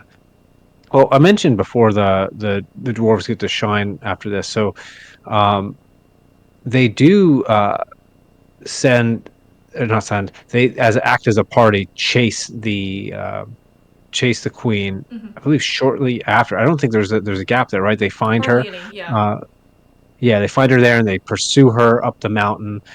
She's able to run away, uh, and then she reaches the peak. Mm-hmm. So she ascends to some great pinnacle. Yeah, to This a this is taking precipice, me back to actually. Yeah. yeah, Mm-hmm. yeah. It takes me back to grad school. So very shortly, and then I'll let you jump back in. In graduate school, I wrote an essay analyzing Dream Quest for Unknown Kadath, Oh, I and love that multiple one. times. I love that Yeah, one. No one ever reads it. it's great. No, Mm-hmm. it's great. It's actually really deep too. Mm-hmm. That's why I picked it to do an analysis on. And one of the things that happens over and over again in the story is a great rise that Mm-hmm. precedes a great fall.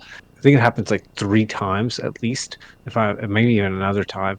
But there's again a union idea that goes with that, where essentially what we do is we elevate our consciousness, right? So we become more and more and more conscious of aspects of ourselves, and that puts us at a point where we descend voluntarily or involuntarily. Mm-hmm. A voluntary descent into the unknown takes, let's say, allows us to grow from it. That's sort of like the hero going into the underworld, hero's journey type of deal. Queen doesn't do that. Mm-hmm. Obviously, she's more like Randolph Carter at the beginning of Dream Quest of Unknown Kadath, where he ascends a high peak and the night gaunts come and like take him down Mm-hmm. forcefully, and then he's trapped in the underworld. Yeah. Well, the Queen unfortunately does not have a relationship with Pikmin the No, Ghoul she doesn't. to help her out of the underworld. Yeah, I was No, so so surprised when he showed up. I was like, wait, Pikmin from what was it? Pikmin's gallery or whatever it was called. Like, yeah, it's I actually love that little. If you haven't read Pickens Gallery, it doesn't make any sense, but I love that yeah. he did that. But we could ramble about Lovecraft for forever. Yeah, not here. To, yeah, to keep it on Snow White, she enters the precipice, and Mm-hmm. the problem is that she is not capable of handling the consciousness of what she is and has become, right? And I think that's what the lightning is. So it seems a little bit like Deus Ex Machina if we look at it from a modern perspective. Mm-hmm. And I don't think we really talked it through. I can't remember us really We, having a we good we reason for the did. lightning. Yeah, we did Oh, talk did about we? it. The thing about the lightning, I think, is that it is simultaneously, in some sense, a quote unquote Deus Ex Machina, in the way that we would think of it nowadays, but it is also not. And that modern audiences miss the aspect where that's actually not the case. And of course, when I say modern people, or a modern view of Deus Ex Machina, is we look at it as the whole, like, oh, well then, apropos of nothing, then everything worked out. Which is not precisely what this is. It can look like that, right? Because it looks like through no one's agency, because we're very big on that, right? Then the queen got her comeuppance, and that's not precisely true. So, but you want to talk about it, so I'll let you start. All right. So, for those who might not have seen it, she is running away. She's essentially going to lay a trap. There's a boulder precariously teetering at this precipice. Mm-hmm. She uses her staff to try and wedge it and like knock the boulder over onto the pursuing dwarves. Mm-hmm. And when she does this, there's a rainstorm going on, and she's essentially made herself a lightning rod by Mm-hmm. putting her staff up, and lightning strikes her and the staff, destroying not only the place where she it like takes this a whole landslide. Mm-hmm. She is struck by lightning, falls, and I believe the boulder ends up falling out after her. Yeah. It doesn't show her get crushed, but We the all idea know is she got, yeah. she's splattered, right? So why is that relevant? Well, she brought this destruction on herself, Mm-hmm. right? She, if you talk about agency, she was the agent, and if I think of it in my analytical lens, the lightning flash is the flash of consciousness of a person with what Yoon would call as a withered ego. Now, in our modern sense, you, I think, does not the queen have the biggest ego ever? And Yoon would say it's big, but it's inflated. Yeah. What is it inflated, right? So inflated with the dark spirits that she has not integrated, that she constantly has to summon to keep herself propped up. So she's like a balloon Mm-hmm. stretched out and thin and like ready to snap at any Yeah. moment. Yeah, and the slightest And the insult is extra, actually a great risk to these inflated egos. It's why they're so defensive, because they know that it doesn't take very much to pop a balloon. So you have to no, be extremely defensive and let nothing near there, because again, the slightest injury might destroy the whole thing. yes. And so when we have the flash of lightning, that's like the flash of consciousness to someone who cannot handle it. And Yoon actually thought that if that happens to someone who's, they have identified with this persona for so long and they're just under the dark possession of their instincts, it could kill them. Now, I assume Yoon meant like drive them to like either a fit of suicide or some other self-destruction. But as we see, the queen does suffer Literally, yeah. self-destruction. She Yeah. literally dies at her own hands there. And I think there's some, deep moral messaging there for the viewer that, if you reject, uh, particularly you modern viewers, you might want to listen to this. If you reject your nature and the, I'll speak secularly, because I'm actually the more secular one here, so I guess I should. Um, but right, if you reject the nature of yourself as a biological human being and the telos that imposes upon you in relationship to yourself in the universe and the order of that universe, you will bring about onto yourself all those things that you're trying to escape. You will make yourself, let's say, deceptive, evil, sickly, ugly, and eventually you'll bring about your own destruction in the attempt to destroy that thing that threatens your lie. And the lie is that you are the fairest of them all, and you'll try to destroy the actual beauty in the world, right? You'll make the world even a more ugly place and hate anyone who makes it more beautiful, more lovely, a place that they actually want to be in. So don't be the witch. That's, I guess, that's what I'm saying. Mm-hmm. The other aspect, I think, actually about the lightning, because obviously the queen put herself very much in this position during a lightning storm. Like, I think you actually saw flashes of lightning long before she got up to the precipice. So it's not that she didn't know that there was a potential. She couldn't possibly have not known there was a potential consequence. Even if I'm fleeing for my life, I still probably wouldn't want to climb up a mountain to do it, because there's nowhere down from up. And also, there's a lightning storm. Like, sure, these people behind me might kill me, but surely there's at least one other route aside from the mountain. Anyway, so in this, I think in virtually every culture on Earth, all of them essentially view lightning in some sense as divine power, like manifesting on Earth. It's striking something. Because it appears, as I think we said last time, it's like as bright as the sun. It's actually, I think, as hot as the surface of the sun. I mean, lightning is quite a thing. It's there for a flash. It can cause enormous damage. It can kill you instantly. There's no way to control it. There's no way to know necessarily, where it'll be.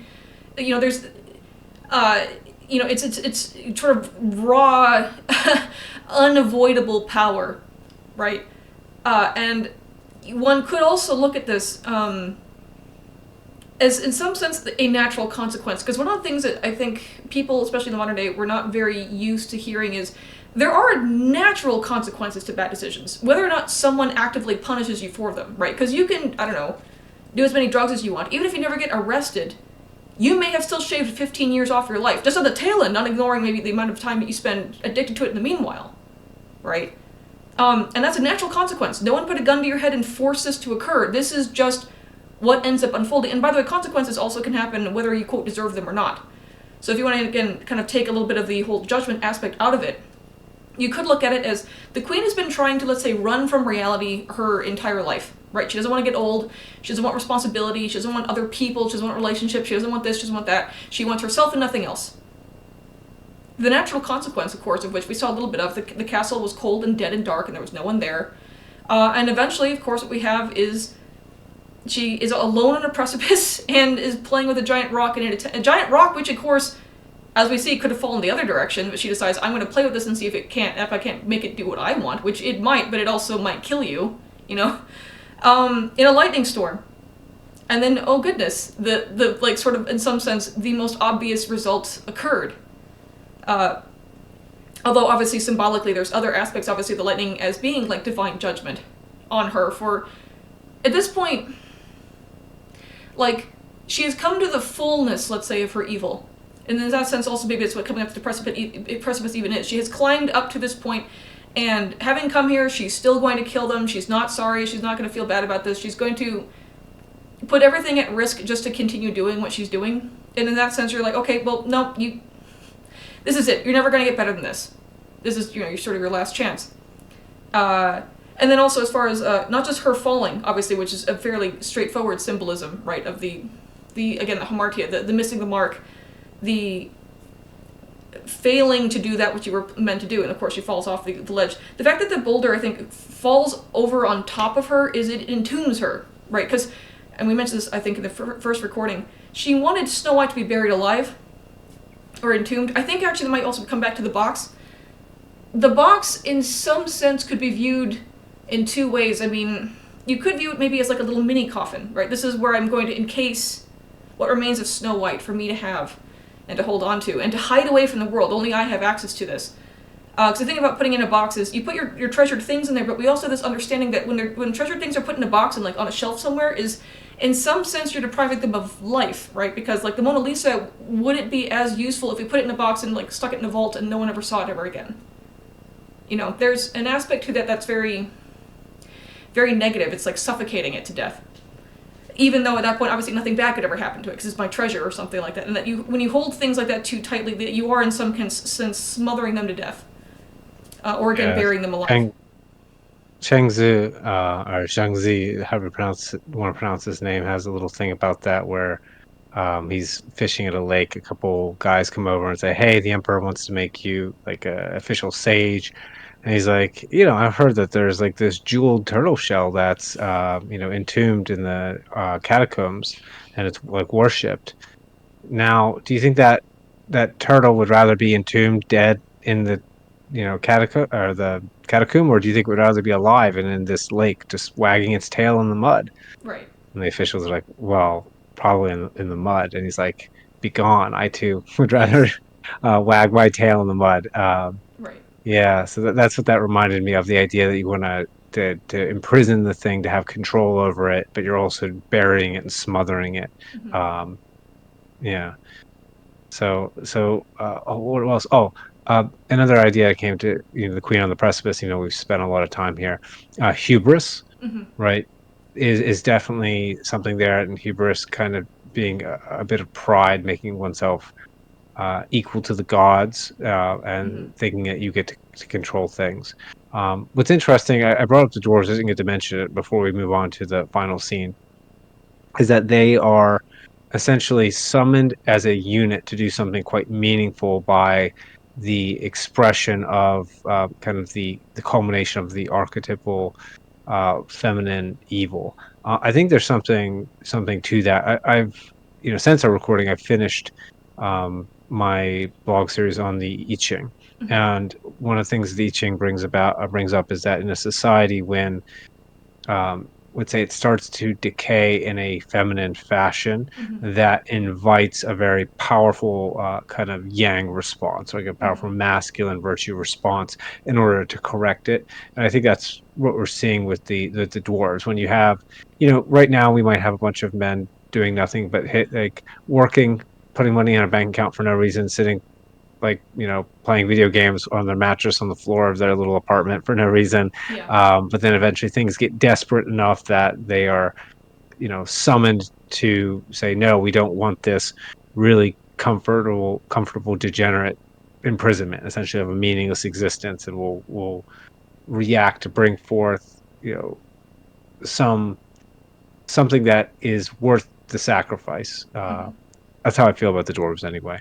Yeah, well, I mean, I think we even have that in like Western fairy tales. I had actually in my infamous Brick, I had actually wanted to have essentially the main character who was masculine, to get captured by essentially three witches, etc., and have a confrontation with them because I had realized that in a lot of these fairy tales and stuff, almost no matter how powerful witches are and like how many of them there are, all it takes really is a strong and forthright, righteous man to confront them, and they are always defeated. And in fact, almost always defeated.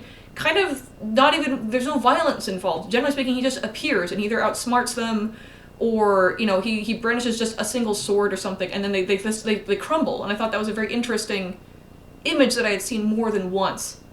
Right, that essentially in the face of forthright masculinity, no amount of super powerful, but always inevitably corrupt, let's say, femininity, because it works in reverse the other way. Usually, when it's a very, very virtuous, righteous feminine, usually the masculine will become subordinate to it in some sense. I don't mean in the sense that it becomes like a lapdog or anything, but in the sense that it kneels willingly, right, before that feminine. And that's, I think, actually also where feminists have gotten everything wrong. Because they really don't understand where femininity's power actually lies. They think it's in being a man. Like, not even being a man, just being a tyrant in some sense. Where I'm like, no, that's the worst, most shallow read imaginable. Which is not to say, of course, that obviously you can't have a tyrannical masculine, because of course you can. But anyway, we're kind of off task here. But I think, yes, we get this even with the dwarves, and the dwarves in some sense are not even like that scary when it comes to the masculine. There's like, they're small, they're riding little forest animals, and the queen has all those magical powers, and yet she's terrified. She has to run away from them because they're actually coming to like rip her Well, limb for limb.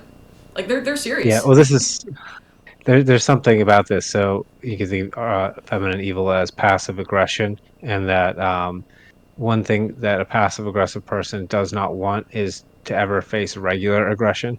Like they'll do the passive aggressive battle. Well, that's a really useful lesson. That's a Yeah. very useful lesson. As soon as someone is passive aggressive toward you, just threaten regular aggression, and they stop Mm. because it's like for the exact reason that you just said, that you play the passive aggression game when you don't want to play the regular aggression game Mm-hmm. because you think you can win on that one and not the other. But like you said, we spent a lot of time here and we don't want to go far afield, so or further afield, I should say. Now with the queen receiving her divine comeuppance, we are delivered to the mourning dwarves, Mm-hmm. and they finally have a use for all their wealth that they've gathered. Yeah.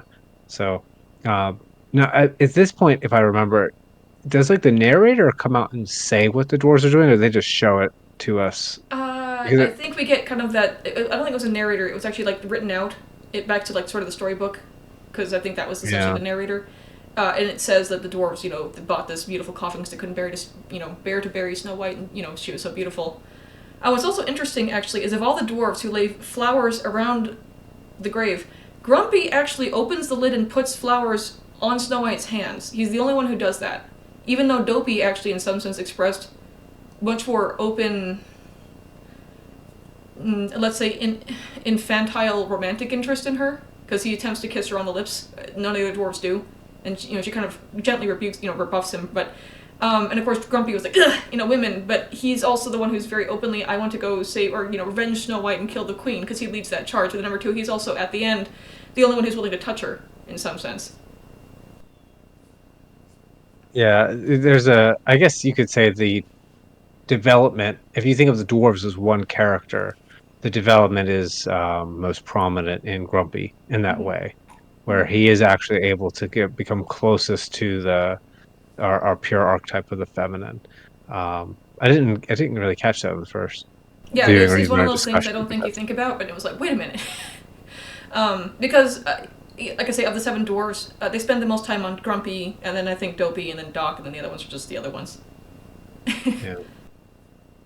But the coffin is interesting because it is because of the witch's actions actually that the prince finds Snow White because it becomes I believe in that storybook narration that the amount of wealth that they pour into it and the fact that they make it a glass coffin so that they could come so she's not buried in the ground like that guaranteed she wasn't going to get sealed away somewhere because Mhm. ostensibly like not ostensibly it's possible that if the queen had not tried to kill her she would have just stayed with the dwarves for Right, forever. forever maybe I don't know Yeah, like there's no reason why the prince would find her he only finds her because of the enchanted sleep or the right, death in right. the fairy Because tale. stories begin to spread about the maiden in the coffin. Yeah.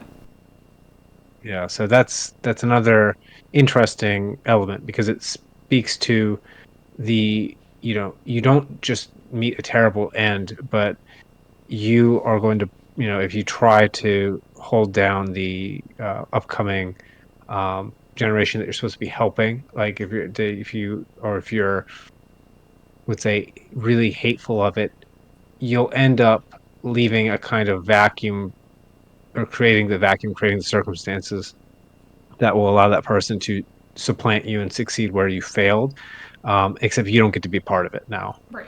Right.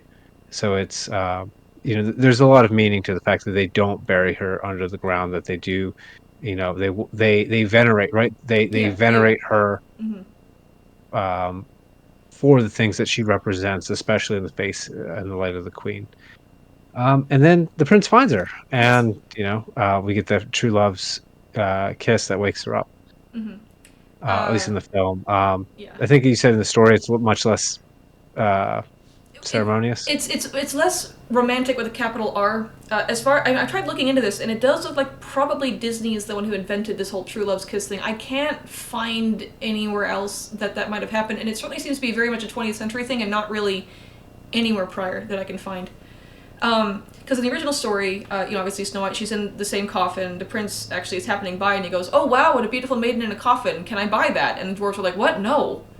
He goes, "No, for real. I'll take good care of her." And he kind of talks them about, and eventually they go, "Okay, I guess we'll let you buy the maiden or whatever." So he buys her in the coffin, and then as he's sort of riding off on his horse, it's unclear, but something important as to precisely how the logistics work. Just that this is how it is.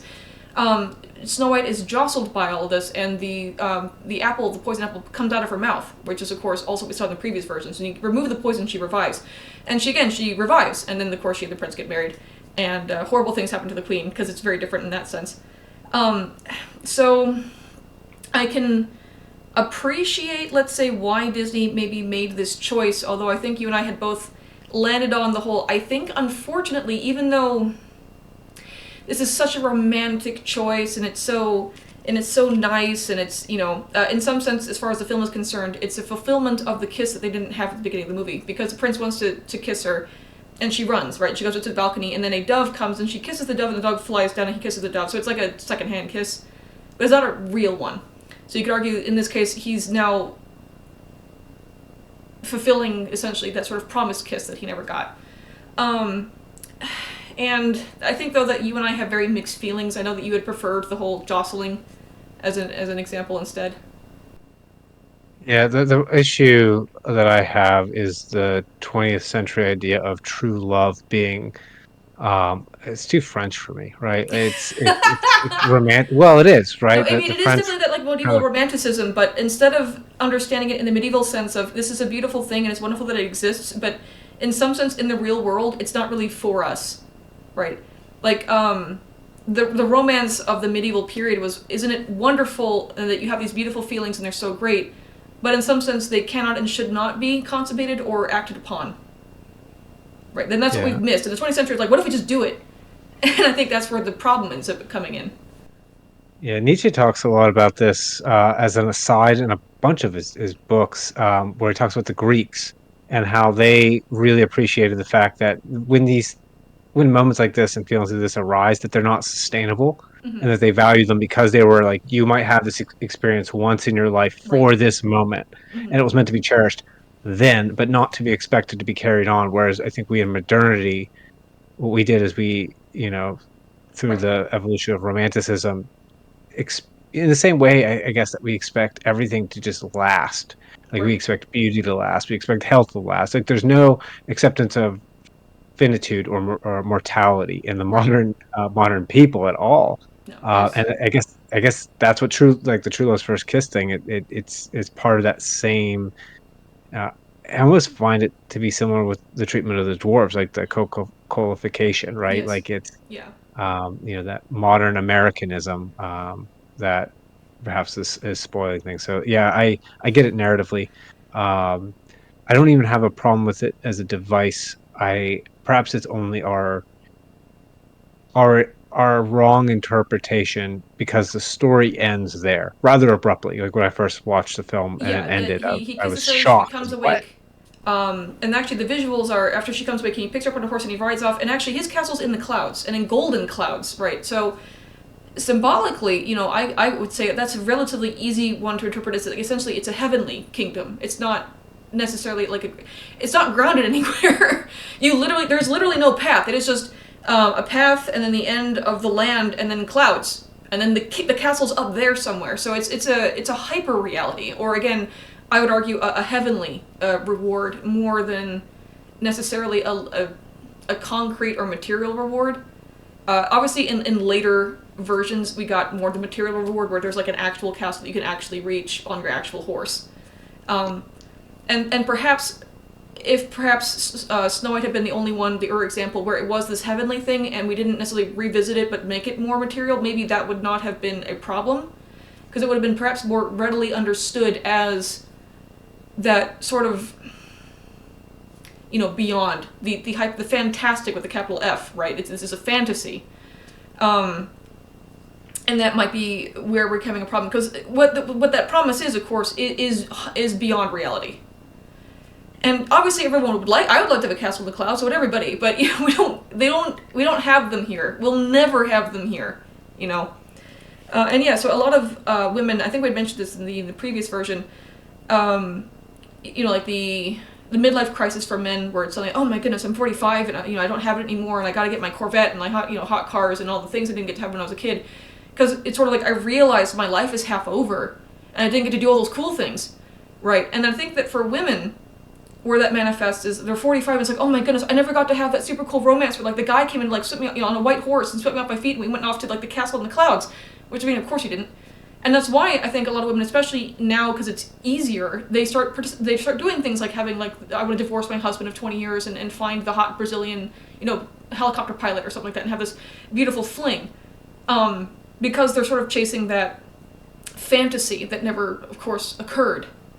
And you haven't read, I don't think, Peter S. Beagle's Last Unicorn. When you do, we'll have to revisit this conversation. I have read The Last Oh, you Unicorn. I haven't have? read the sequel to it, but yeah, The Okay. Last Unicorn is amazing. If you haven't just go read it. Yeah. It's one of the most amazing fantasy novels I've ever read. Yeah, but I was just So thinking of Molly Grew, right? Because she's annoyed at first that the unicorn shows up when she's, like 40, whatever. yeah, And her whole you life is waited behind. till I'm this. How Yeah. dare you? Yes. Right. Right. Yeah.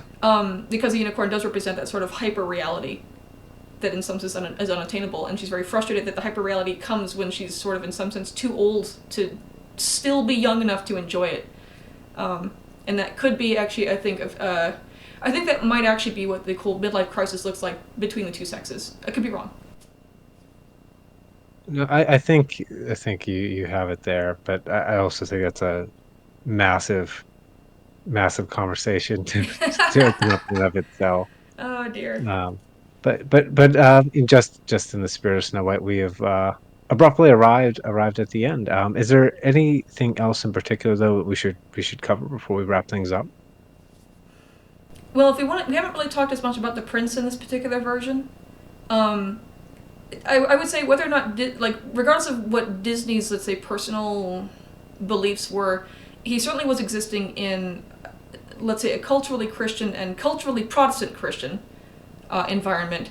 And at least for me, I can read in, especially if Disney had in the back of his head a little bit of the more medieval fairy tale or how they would tell stories, especially with Christ figures at the time, that the prince in some sense does represent a Christ figure. In that, and that's also part of even you can at that point more better integrate the apple, or for example, even when God first, or Christ comes to humanity, and humanity's like, whoa, what the heck, and then of course he comes to the end and like resurrects Snow White to go off into this like heavenly, the second, the New Jerusalem, etc. Because, and this is not unwarranted, but certainly in the medieval period we had lots and lots and lots and lots and lots and lots and lots and lots and lots and lots and lots and lots of works that represented Christ as like the coming knight to rescue the maiden, which was the church, and to take her essentially with him to his kingdom. So that could have been in the back of Disney's mind, perhaps, or if he just read the stories, he could have ported that symbolism forward without necessarily knowing what it meant. Very possible. If I take like, because I actually don't buy into that much that there are that many. There are some, but there are that many hypercultural specific symbols. I think if you just keep digging and you discover like, oh, there's actually something that's rather a more universal, more general connotation underneath that, right? So I think it's relevant that we have the prince comes and is the one to reawaken, revive, Mm-hmm. or resurrect in that sense, Snow White. Mm-hmm.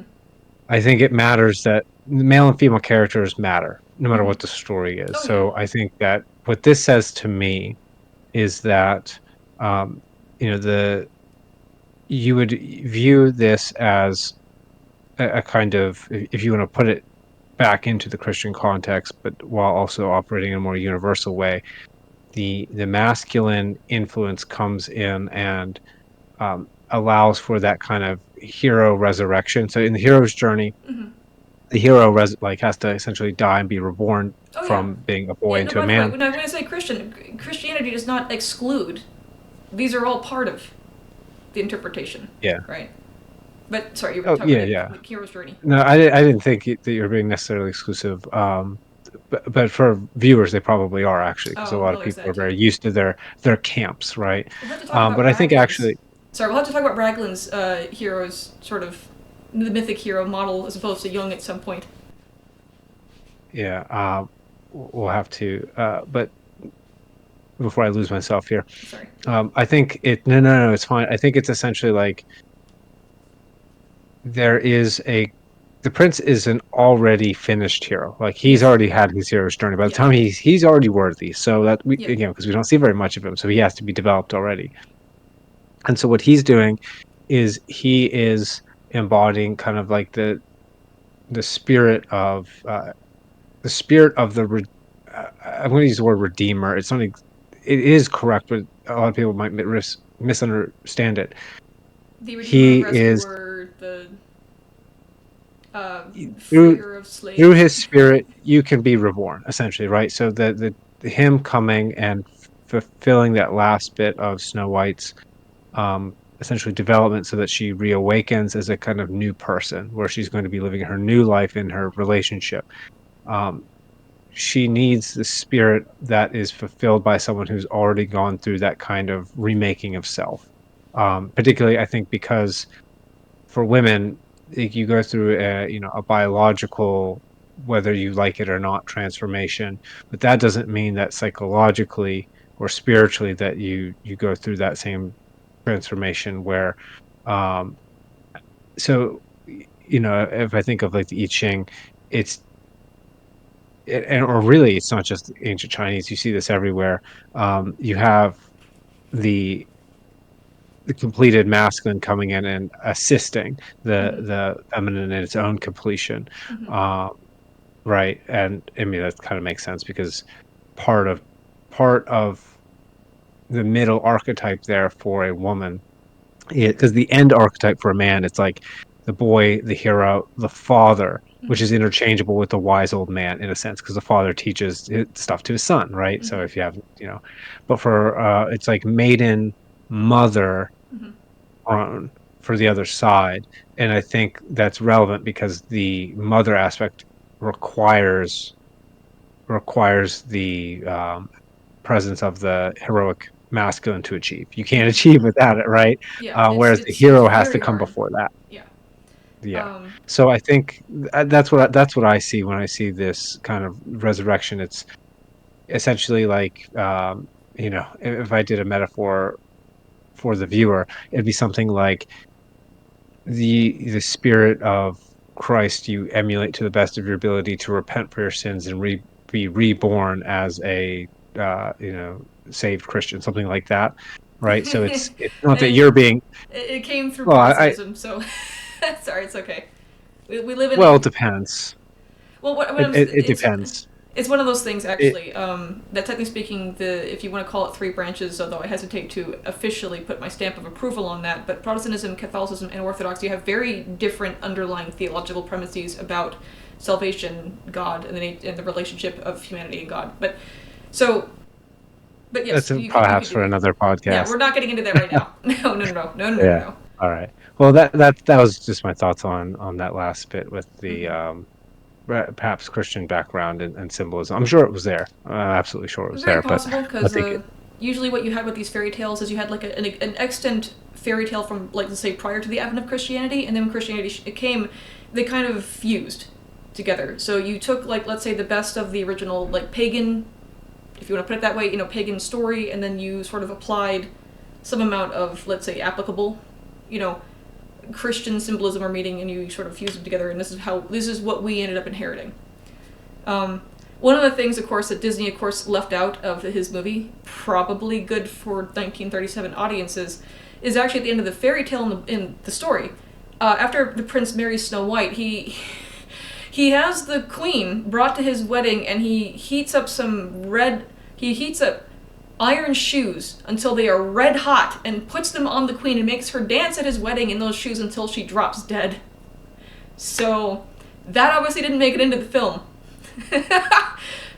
On purpose, I'm sure, because that's pretty metal. yeah, that's I'm getting a profound image from that. Oh yeah, I could yeah, say the that. red Yeah. hot iron shoes. Just Yeah. So holy cow. yeah. Yeah. Well, I didn't make it for obvious reasons, but Yes, why that um was left out. Take that, mother-in-law. Holy cow. So, okay. Well, if you feel confident right. about leaving it here. I think so. I think we've covered the film in quite a bit of depth. Mhm. So uh, And then the next one. any Sorry, the next one was going to be Pinocchio, right? That was the next one, potentially. Although, actually, if we might have to get to the remake of Snow White before Pinocchio, depending on how time allows. yeah. Unfortunately. Oh dear. All right. No, it's fine. All right. Well, thank you for having me on, Maya. It was a pleasure having the conversation. Even the second time, I enjoyed it just as much. So, Mm, uh, thank you, and thank you for letting me come on your show, especially because you're taking a risk here. But I appreciate uh, it. Hopefully, it helps out. Hopefully, it yeah. helps people at I'll home. Maybe everyone's learned something. That'd be nice. yes, I hope so. All right, So, guys. Well, thank you for joining us, and we'll see guess you we'll see you next next time. time. Thank you for joining us, friends and fellow philosophers. If you enjoyed that, you're sure to love my other work as well, including my weird fantasy western-esque Wand Smoke Broken in the spin-off series, The Tales from the Labyrinth. I'm also a contributor to Phantom Whispers Leary magazine, where you can find my story Goblin, A Hallowed Evening Tale. Also, if you're an author looking for an editor, I'm a freelancer as well. I specialize in line editing for voice and style, and my most recent project was The Hacker in the Hillbilly by Tilson Claus. This one was an absolute blast. Please go check it out. All right, friends, that's all for now. Until next time.